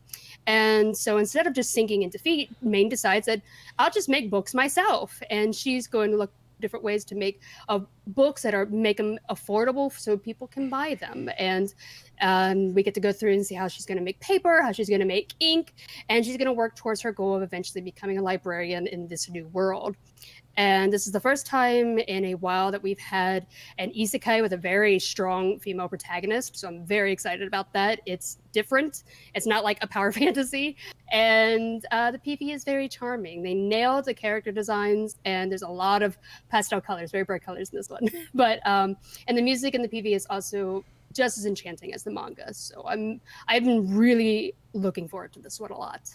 Dude, this premise sounds sick. Like, legitimately, it sounds so fucking dope. I think you're gonna love it, especially because of how much you love reading. So I love so the first volume of it. I need to continue it. I just haven't got the second volume yet, but I love the first one. Dope. I'm looking forward to trying this one along with you. Yeah. Sick. Awesome. And pastel colors work so well with it. Yeah.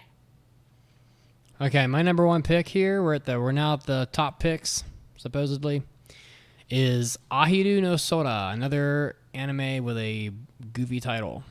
It's like Duck's Sky or something. Not to be confused with Enzo's Hoshiai no Sora. Mm-hmm.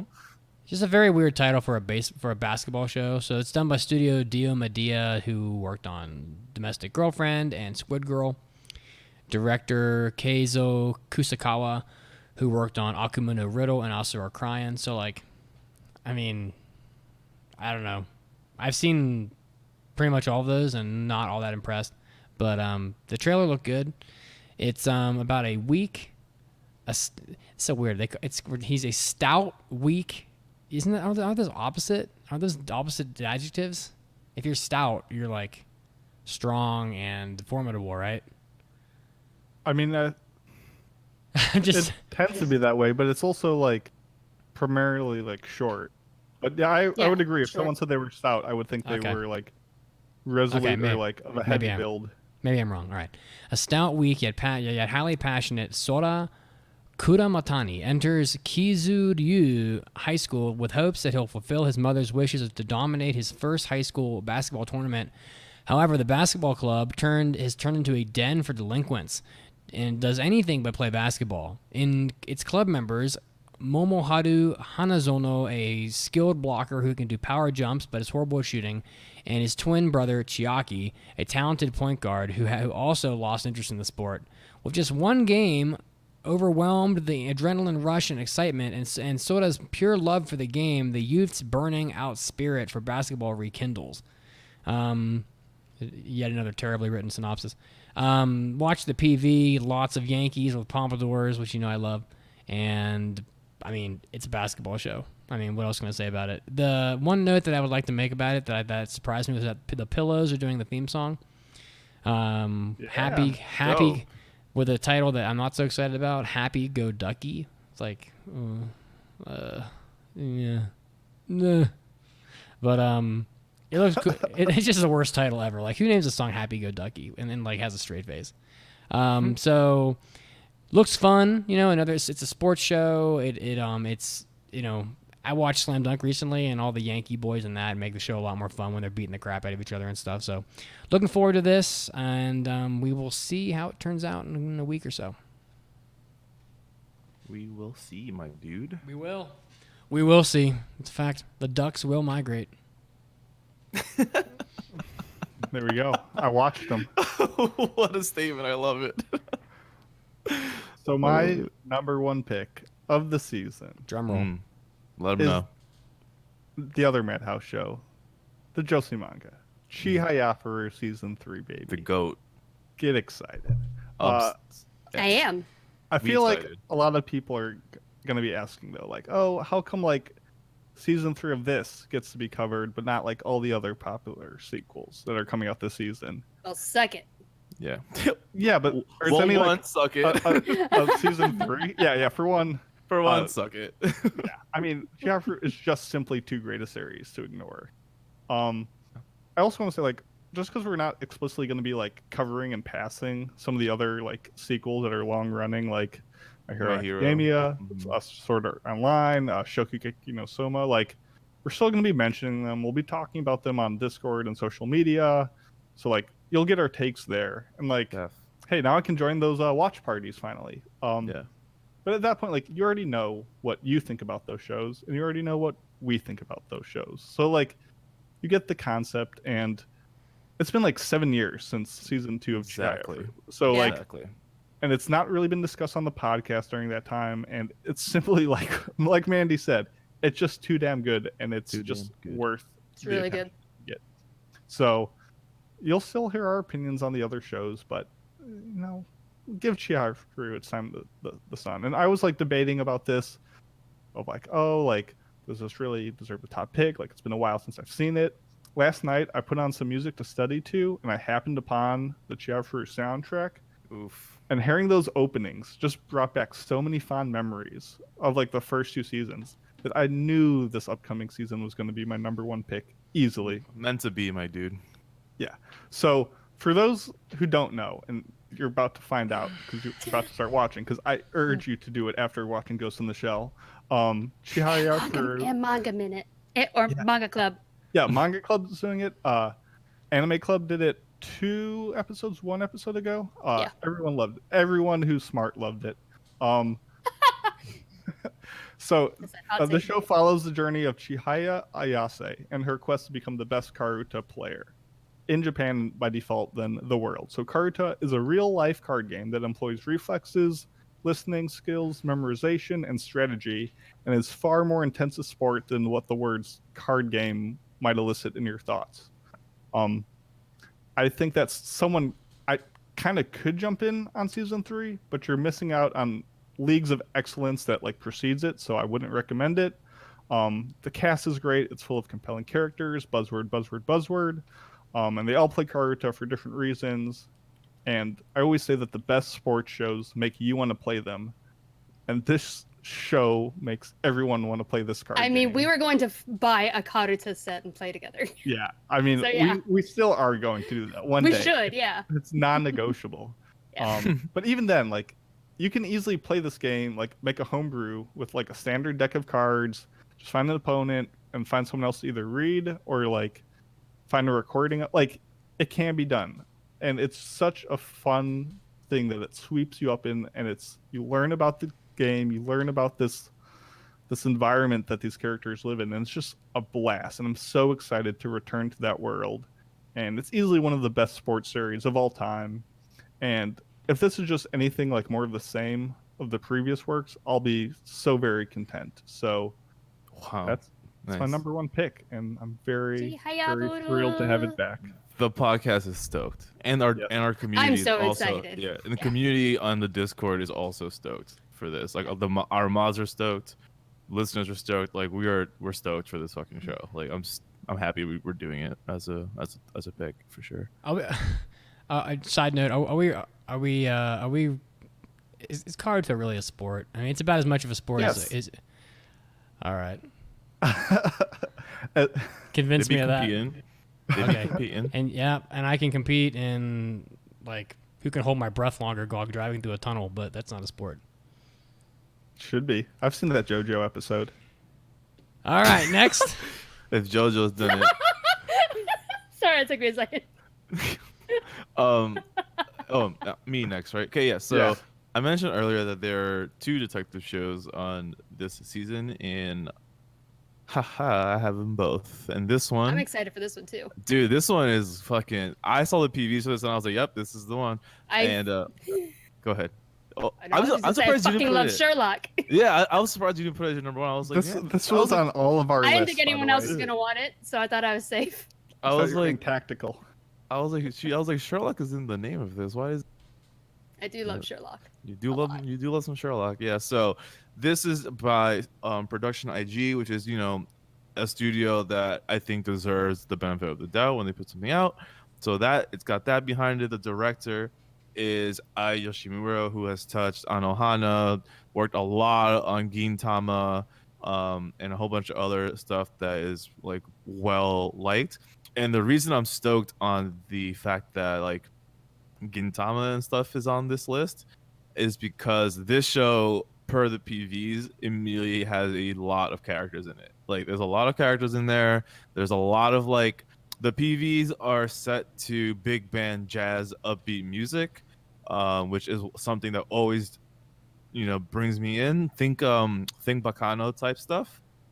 Think a, take away the sci-fi, take away the Western of bebop, but the text and the presentation has a similar sort of like feel to it too. The PV was very bold in its text. It has several shots of just like bold color frames with text on it, which to me is an eye-catching technique for presenting text as like an impactful thing. Yeah. Oh, and it's like very, very banana fishy too, sorta. So like it has the flavor. It has a flavor that I don't get too often in anime, and half the time when it is given, it's not given that well. But so I'm hoping this one is gonna do well. I'm gonna read the synopsis on Mal. I don't like it that much, but it's just I'm just gonna read it. Synopsis says Shinjuku Ward East Side, the center of the street with the most chaos. There is a kabukiko with full of neon lights. Oh my god, Mal. When the light is stronger, the shadow is deeper. The story begins when a certain bizarre murder happens one night. Is there suspense or comedy, drama that cannot identify begins? That is definitely a Google Translate. That is definitely a Google Translate by Mal. Holy shit. But yeah, essentially, yeah, it's a mystery. The characters in the PVs are very bombastic, super high energy, a lot of them, like a lot of characters. I'm hoping for a lot of interactions. I'm hoping for some good plot twists. I'm hoping for a lot of different underground sectors moving towards a goal. You know, I'm hoping for some twists here and there. Hoping for some good music because the PVs have good music. I'm hoping for some good color. So I'm excited. I'm like really excited for this, and I hope the mystery, along with all the aesthetics that's giving, holds up. So that's where I'm at. I'm happy that you guys are also had it on your list. So I hope we have a good discussion about this in the coming months. You know, I'm excited. Same. Is there a manga for this one actually? I don't think so. I think it's an original. Let me double check. Hell yeah, even cooler. Yeah, because I didn't see the adaptation thing here, but honestly, I trust Mandy's brain more than now. So no, it's an original. Oh, dope. Cool. Yeah. So that's to me, like, Mason is also a plus because they're not bound to a set thing. They can go off if they wanna. So dope. I like the adjective use, banana fishy. Yeah, it's banana fishy. You know, it's like it has that flavor. Like it has that like banana fish flavor. It has that. It's banana fish flavor, which would be a shit flavor to be. Right? Wouldn't that be trash? That would be. Man, that would fucking smell. But yeah. So I'm hoping that it brings me that New York City fast, upbeat jazz big band vibe that could be really cool. In the actual word of like the actual meaning of cool, you know. So looking forward to it. Up next, my first pick, which is outside of Chihaya Furu, this is one of my most anticipated anime. I'm so excited. It is called Hokago Sakuro Club, or AKA After School Dice Club, and it is being adapted by Linden Films, based on a manga, and it's directed by Kenichi Imaizumi. And this is a slice of life about 3 different girls who go and play board games after school. And that's it. Yeah. It is based in Kyoto in spring. Aya is our main girl, and she just moved to a new town. And there's also Miki, who is her shy best friend. And one day, while they're walking home from school, they follow the committee president Midori to a specialty board game store called Dice Club. And without thinking, they just try out a German board game. And let me tell you, from this PV, there are some very popular board games in this PV. And I saw some games such as Codenames, Hanabi, Wait, Oh My for real? Goods, Elf World. There are board games featured in this that actually exist, and some that I own in my own collection. Dude. And so yeah, they're not just playing Monopoly or Life. Some they're generic playing shit. very niche Dude, games. You can see a great deal of passion put into this with the games that they chose. Whoever made this really loves board games. And I also saw this mention on Board Game Geek, which I frequent quite often because I love board games. Yeah. I used to go game nights every week, and I go to Gen Con almost every year. Board games are a big part of my life. So I'm really excited to try this out. And I can't wait to see what other kind of games they play. Yeah, that is dope. I didn't watch the trailer because honestly, I was like, I'm not even gonna put this on my list because it's just Mandy's. I was like, I'm not even gonna challenge for this one. So I didn't even watch the PVs. That's crazy that they have those games like those games in there, dude. Like they did their homework. If not, just love board games themselves.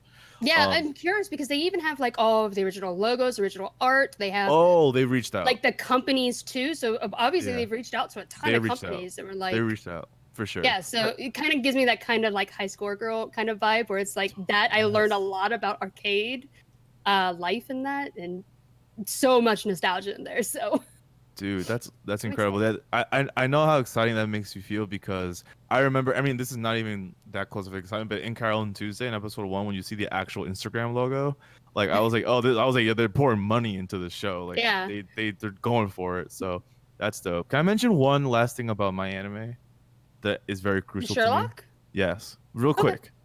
The sound director is a sound director for Beck. Just it. I just meant to say that. Oh, nice. That's it. Moving on from that. That's it. But yeah, this board game show is dope. I didn't even put it on my list. I was like, this is Mandy's show. Mandy wants it. This is me. This is for her. Yeah, and I find it funny that, like I said earlier, the same studio that's doing Board Game Club is doing Blade of the Immortal. It's Linden so Films, yeah. we'll see where they divert their budget. Crazy. But I've got high hopes for. It's crazy. I'm gonna watch this PV right now if you guys don't All right, mind, guys. 'cause Yeah, you fuck. should. Yeah, I'm gonna, dude. It looks great. I think. Do we want to review our picks really quickly? Go through like the 5 we picked. I think we should. I picked Ahira no Sora, Assassin's Pride, The Cautious, Hero, the Special Ops, Special 7, the police show, and Fate Grand Order. I picked Chihaya Furu Season 3, No Guns Life, Blade of the Immortal, Rifle is Beautiful, and Null Pet. Dope. I have High Score Girl Season 2, Hoshitai no Sora, Kono Oto Tomare Season 2, Babylon, and Kabukicho, Sherlock, which I'm very excited for. I have Africa, No Salaryman, Beastars, Legend of Galactic Heroes Part 2 of New Thesis, Ascendance of Bookworm, and Dice Club. Hell yeah, man. Excellent. And I'm actually stoked in general for us. Wow. There's a lot that I'm really Yeah. excited about. Yeah. Now, how many of those I continue watching? We'll yeah, see. That's only the 8 will question. make it, plus But or there are minus a lot. listener choices and all that good stuff. Yeah. Yeah. Before we head to our news break, though, we have another in-show weekly trivia question, and that is, in Chihaya Furu, what was the first card that Chihaya ever took? You'll find out real soon. Good luck.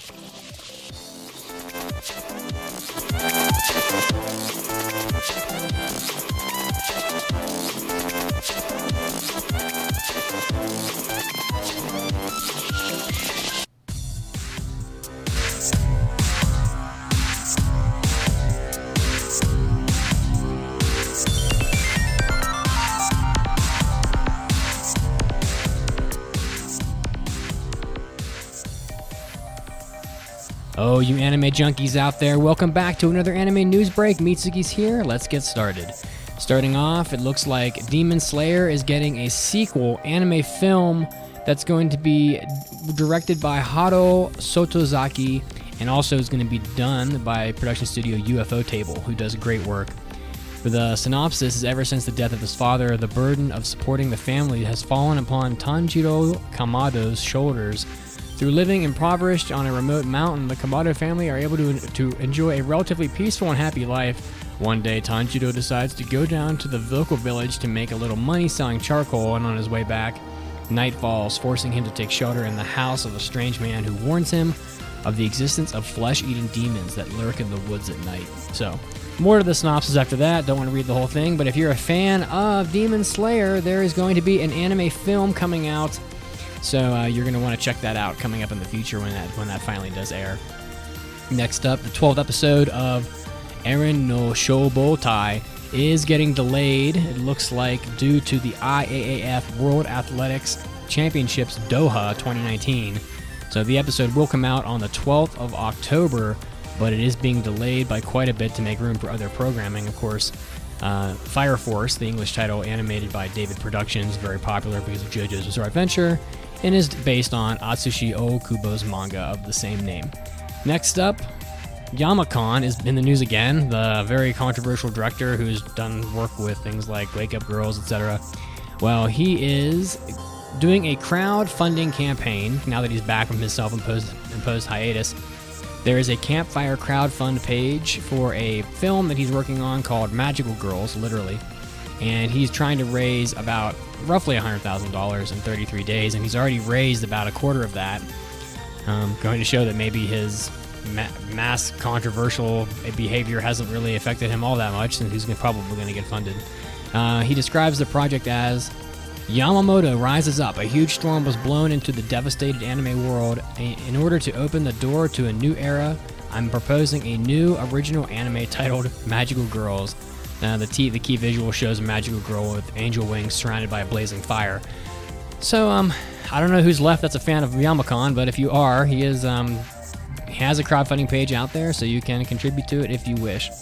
And lastly, some interesting news. It looks like production company employees from Studio 4 Degrees Centigrade are also complaining about unpaid overtime. Earlier this month, there were some people from Madhouse Studio who joined a black company trade union to get paid around $27,000 that they hadn't received in unpaid overtime.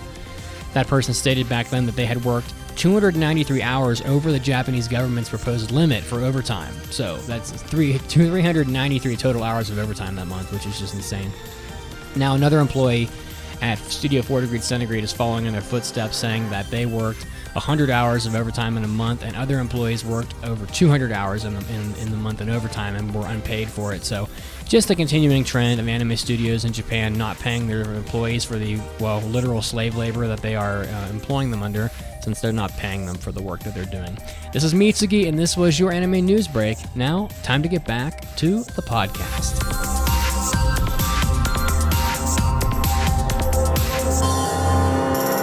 After Parties Hobby Addicts Hentai Episodes. After Parties Hobby Addicts Hentai Episodes. After Parties Hobby Addicts Hentai Episodes. What in the world are you two doing? I'm trying to sleep here. It's midnight. We're using Mandy's arcane power to do a content prayer dance. Yeah, we're hoping the content gods bless us with thrilling entertainment for the fans. Content prayer dance. You know, there's a much easier way to make better content. How about starting with studying our vast archive of additional content on AAApodcast.com? Oh, I already have. I mean, it's only $7 a month for almost 8 additional episodes every month. That's less than $1 per extra episode and super easy to get to. Just gotta type aapodcast.com/join and become a member. You went through the whole archive? It's hundreds of hours. Well, Senpai, anything's possible. If you believe. I think I'll just leave you two alone. Hey, is he gone yet? Yeah, ready. Yeah. After Parties Hobby Addicts Hentai Episodes. After Parties Hobby Addicts Hentai Episodes. この番組は JList.com の提供でお送りします。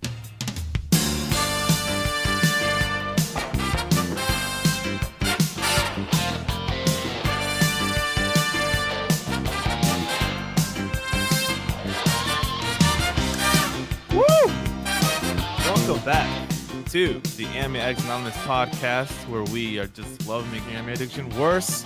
Before we went on break, we asked you the question in Chihayafuru, what was the first Karuta card that Chihaya ever took? The answer to that question is swift waters parted by the jagged rocks are joined at river's end. It was the first card she was able to take from Arata. And now that we're back, jammed to some good tunes, I can also let you guys know that if you love us on iTunes, you can leave us a 5-star review. Very simple. And if you do, you can leave a little message just like Hotonis did. And they said 5 stars, a new favorite. It's time for iTunes review. Hotonis continues with, I just found this podcast for the first time and it is fantastic. I love the balance between voices, the topics covered, Haruhi all the way, by the way, and the dynamic between the hosts. I do have one teeny things to say though. Tiny things to say though. I have one teeny tiny things to say though. Hestia is Bestia. Dude, Hestia's Bestia was like conquered my Twitter feed when Danmachi first came out. But if you guys want to show us some love, we do really appreciate 5-star reviews. The ones on iTunes make us stand out above the other guys. They all do good work, but we want to show that we do the bestest work. So thank you so much to Hotonis for leaving the review. You guys can show love in other ways too. You guys can follow us on our socials. You can follow us here on Twitch. You can also, thumbs up us on any platform in whatever way that means, whatever platform you use. So thanks again for writing in, dudes. I appreciate the loves. And now we got something to do, right, Mandy? We do. We do. We have a review. Is there something else happening that I don't know about? I was wondering too. No, the thing. We're here to do the thing. We're going to do the thing. The thing, the thing. Well, this was a Mitsugi show. It sure was. Okay. Mm-hmm. Oh, yeah. So. Yeah, that makes sense. What are we? Lay it on us, big dog. Lay it on us, so why the hell are you here, Sensei? Ask you that my damn self. A collection of delightful encounters in unusual places with busty senseis and their very hormonal students, I would say. As 17-year-old Ichiro Sato, the average teenager, always finds himself in perverted situations with his teacher, Kana Kojima the Devil, or whatever they call her in the show, including episode 1 where he's going to the restroom and Oh my god. and she happens to be using the restroom in a stall in the boys' bathroom, and he's like, "Why the hell are you here, Sensei?" And so a romantic cavalcade of passion blooms in those stalls in the fire of youth, done by Tier Studio. Have they done anything? Let's see. Tier Studio. They've done 5 shows. Lord of Vermilion. They did that, and that's it. So this is their second anime that they've ever done. Directed by Hiraku Kaneko, whom he's got a pretty sweet hat in his photo. Kandagawa Jet Girls, which I think hasn't come out yet, but he's gonna be doing the directing on for that. And a bunch of small sorts of Saquon no Quasar. That explains a lot, which is a show where you get power from drinking women's breast milk. So there's that, and a couple other shows. So I pretty much gave the synopsis, but back when I was watching this, it's a short show, 12 episodes, 10 minutes per episode. So I think it's actually 12 minutes an episode. But if you skip the opening and ending, it's like 8 minutes, and so you can blaze through it really quick. I recalled passing this show because the first 3 episodes I thought were like genuinely funny, unlike a lot of anime that try to be funny in my opinion but fail because they just, I don't know, deliver the same jokes that other anime have done 10 million times. Comedy anime is just not my. I don't find anime funny. I don't know normally. I don't know why that is. I do.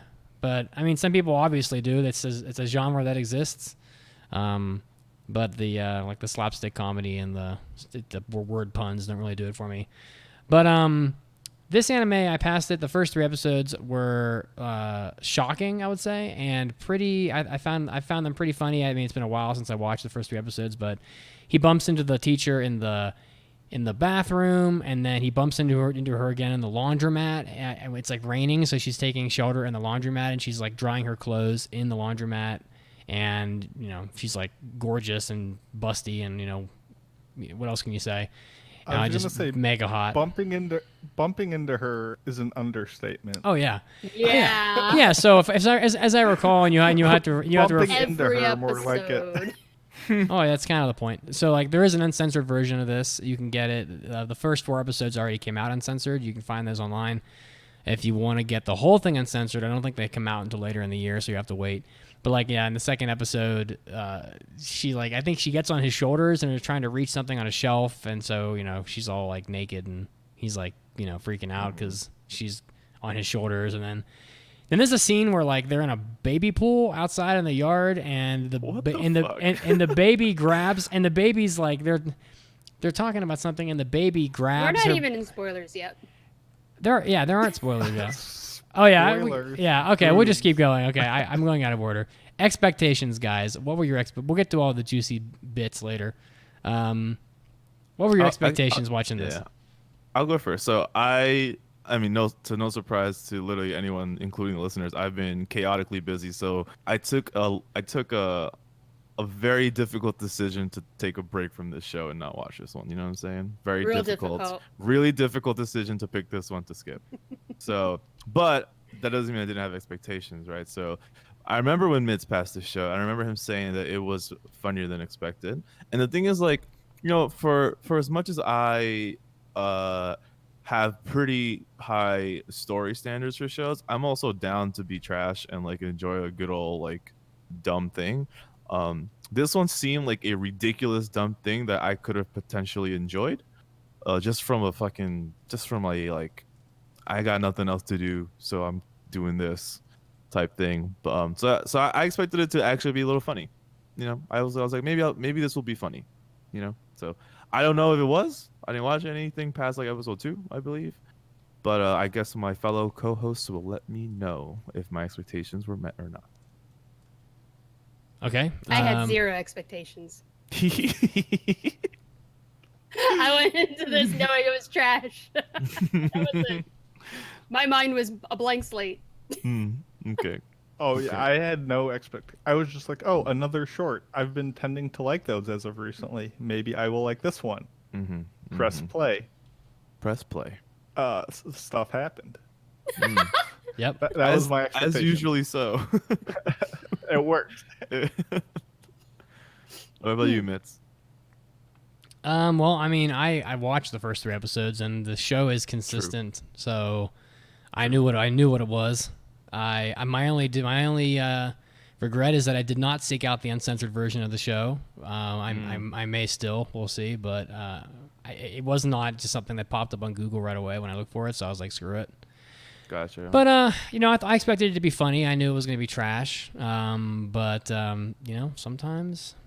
sometimes we like to go to Dairy Queen and get a large Blizzard, and sometimes My dude, yes. You know what I'm saying? It doesn't always have to It's a be. great metaphor. It doesn't always have to be You put it, dude. salads and couscous. Take that salads and couscous, eat it. It's good for you. But sometimes you want to go get a giant.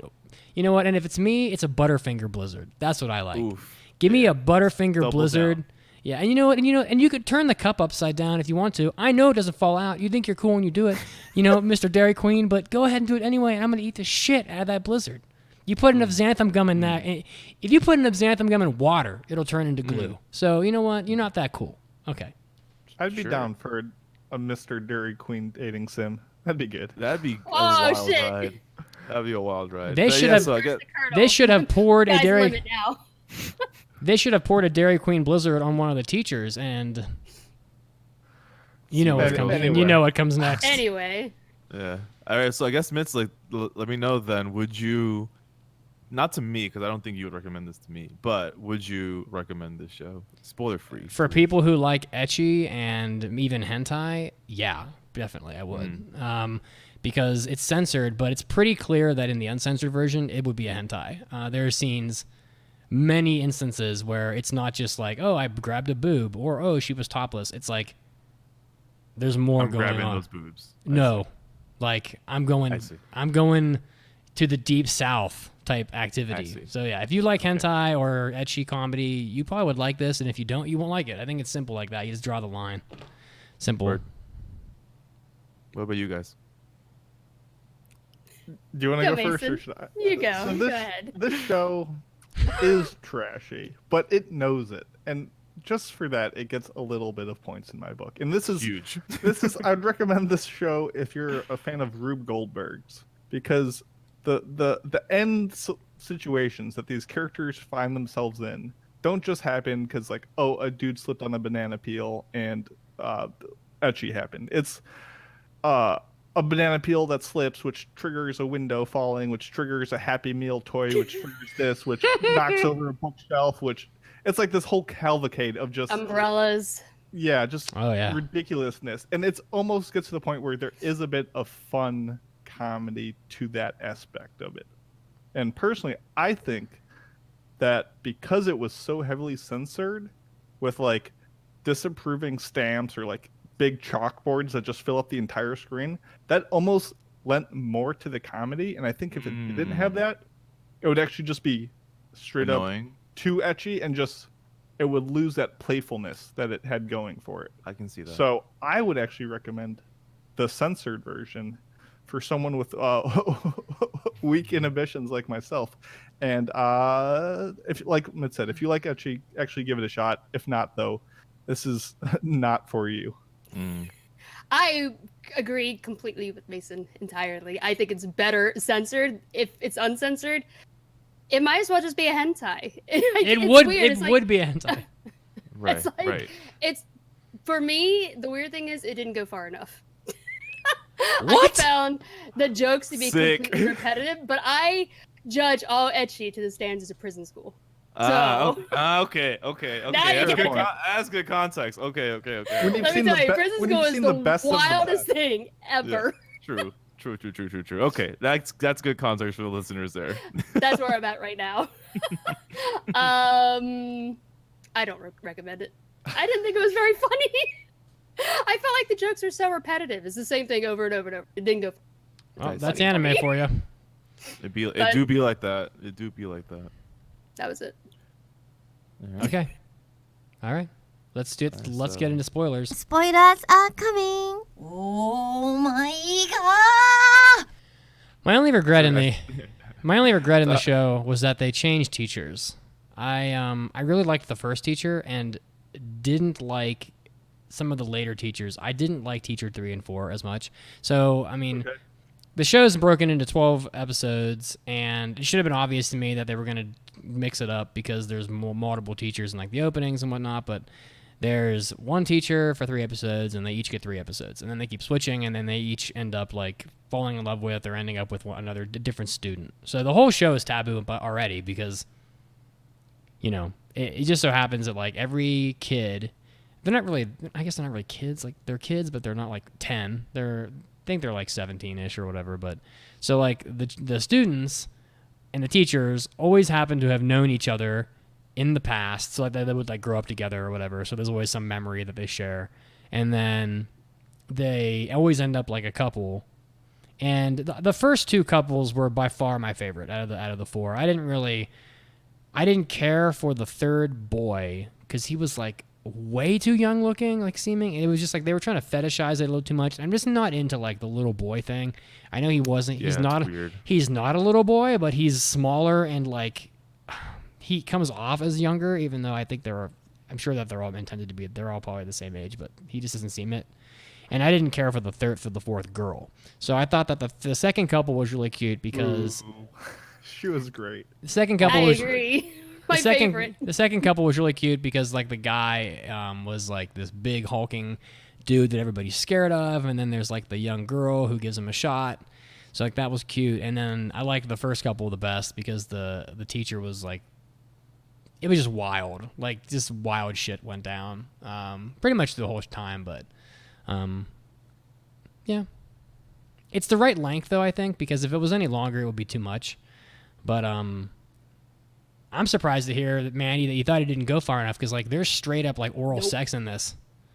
Like the third I boy. mean, as being weird as shit. Yeah, not so far. Okay, like, well, it's not weird, but like the third boy does perform oral sex on the teacher like at least twice. So, and I'm pretty sure they have sex like in this. So I'm sure if it was uncensored, there's definitely like full on sex happening.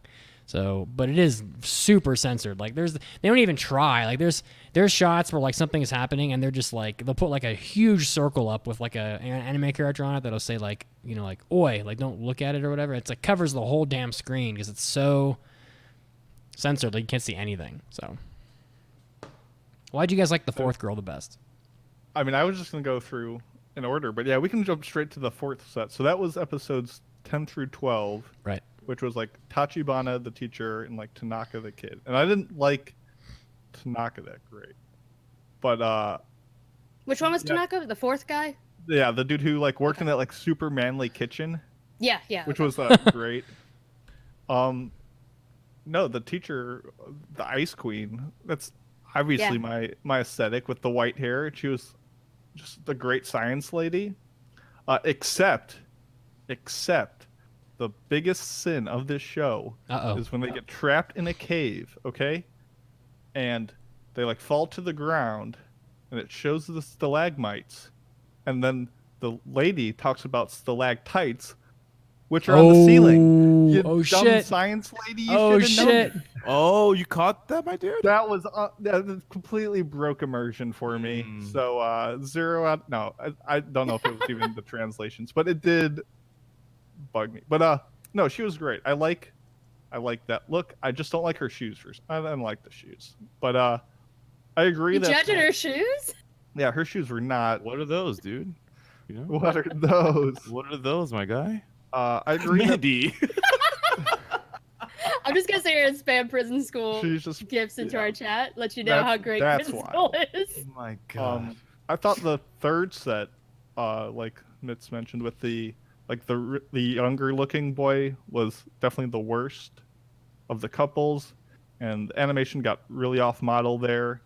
But it did have the moment in episode 9, because every episode begins with the student proclaiming like, "Why are you here, Sensei?" as some weird thing happens. But episode 9, we finally got the teacher exclaiming, "Why are you here, student?"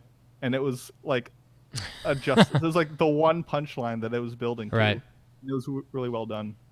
The second set with like the smaller teacher and Suzuki, like the imposing guy, I thought his voice actor was amazing and had so many great moments of just like disbelief and like incredulity that was just very funny. But the animation definitely started to take a hit during that segment.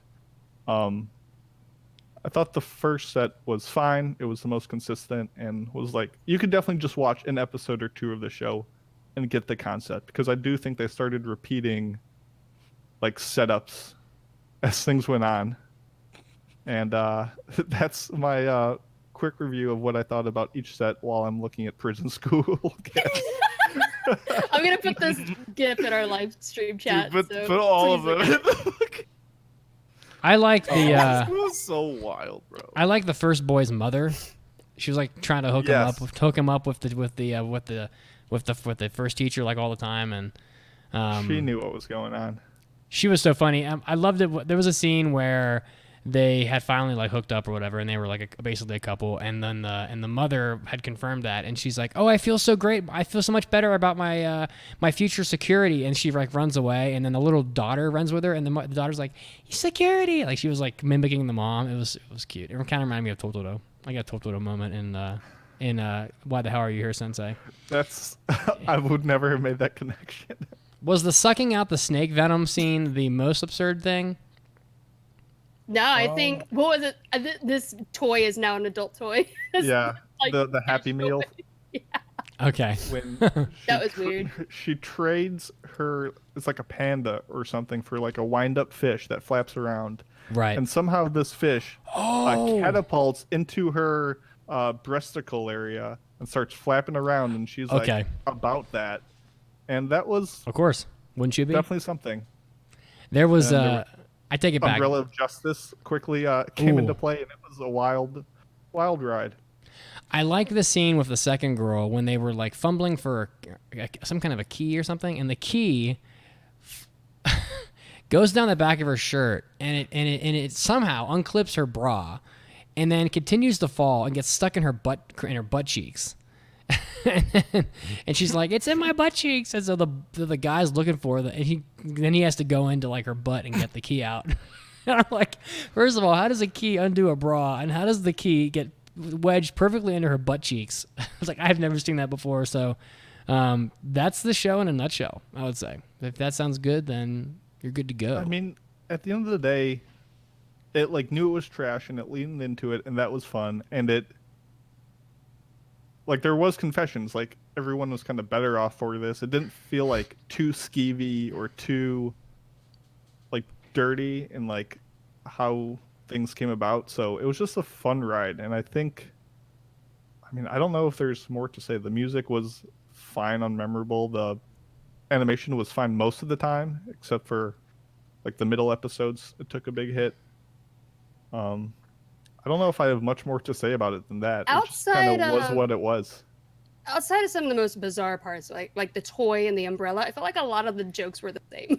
It was like, oh, I somehow made her clothes fly off, and now my face is in her boobs, or now my face is in her crotch. It was like, I don't know, it was just the same thing over and over.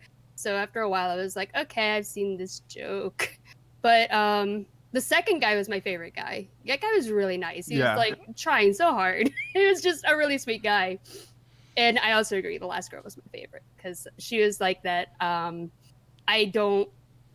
She wasn't fazed by anything that happened. If something happened to her, she just brushed it off. I was like, it's okay.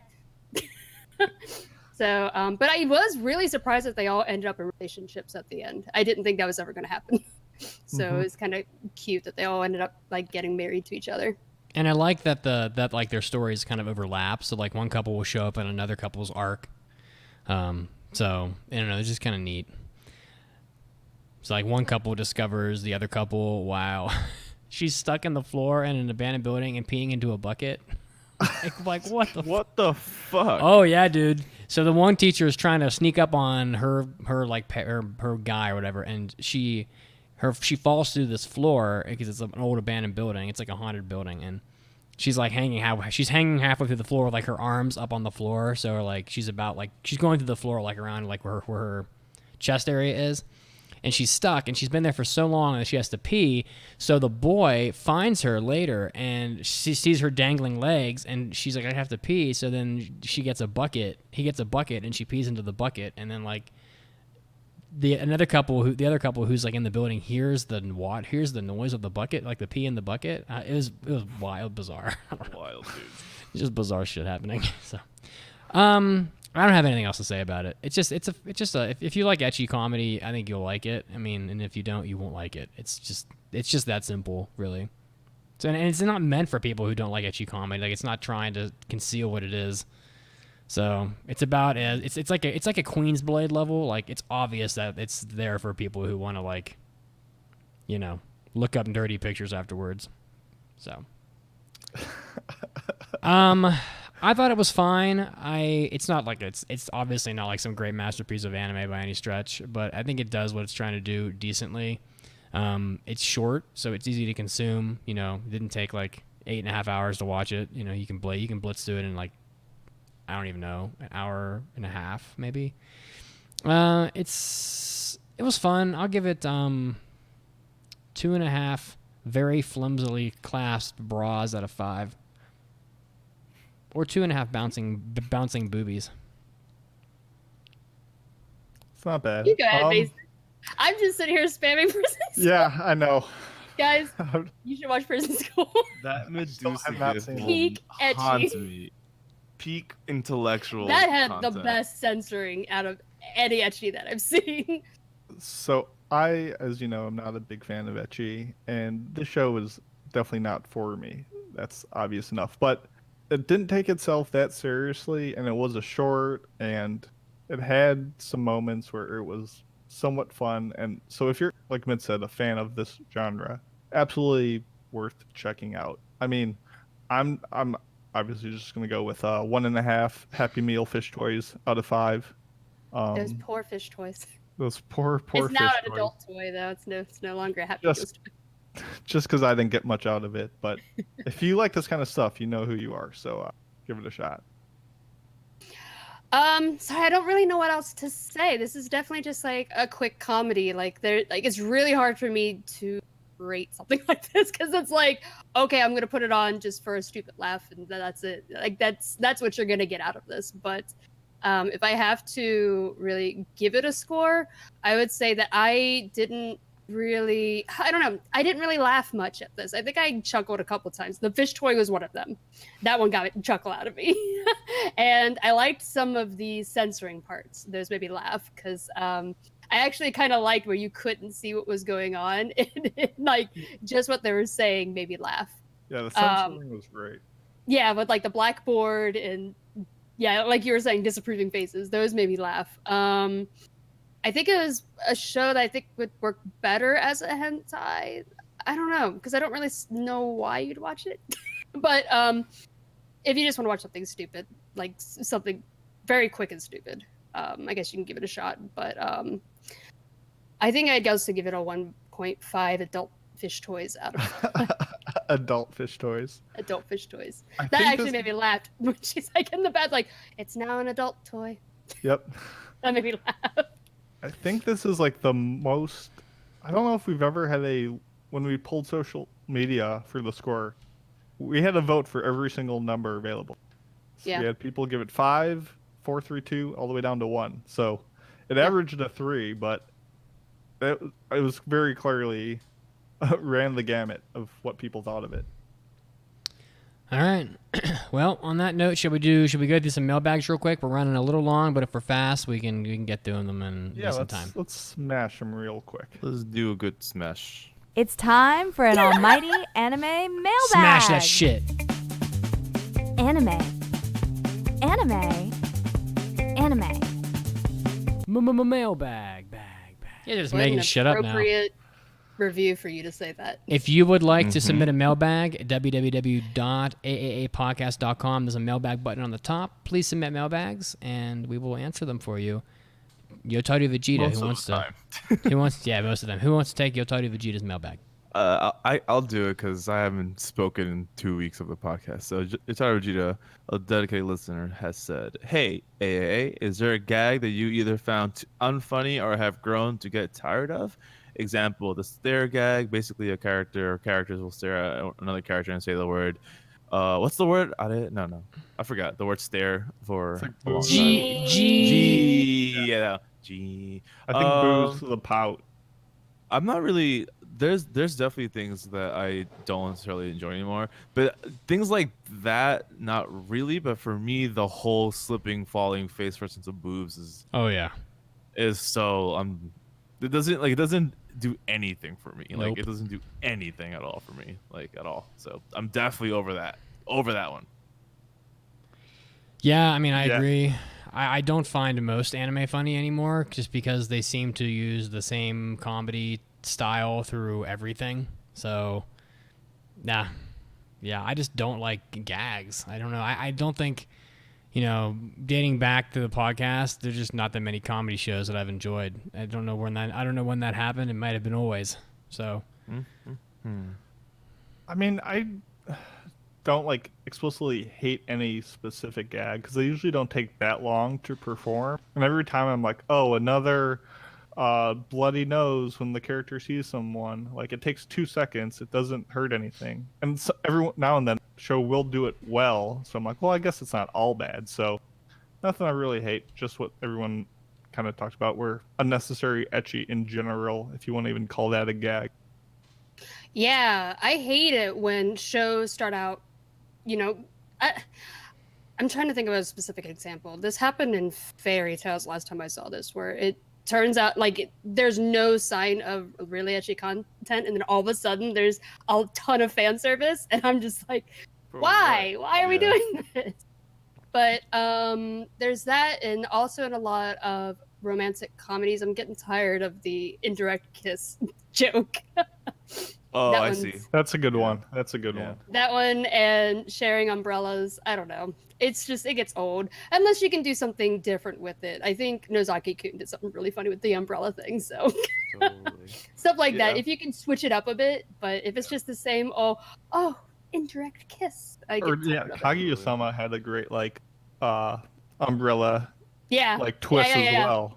Yeah, where it became a mind game, so that's a little bit different. Yeah, exactly. Totally, because the thing at the end of the day is like the gags that were funny originally. It means something. That means that gag is funny. So yeah. it's not like it wouldn't work again. It just has to be invented upon. Like it has to Yeah. be changed up, right? So I'm totally with you.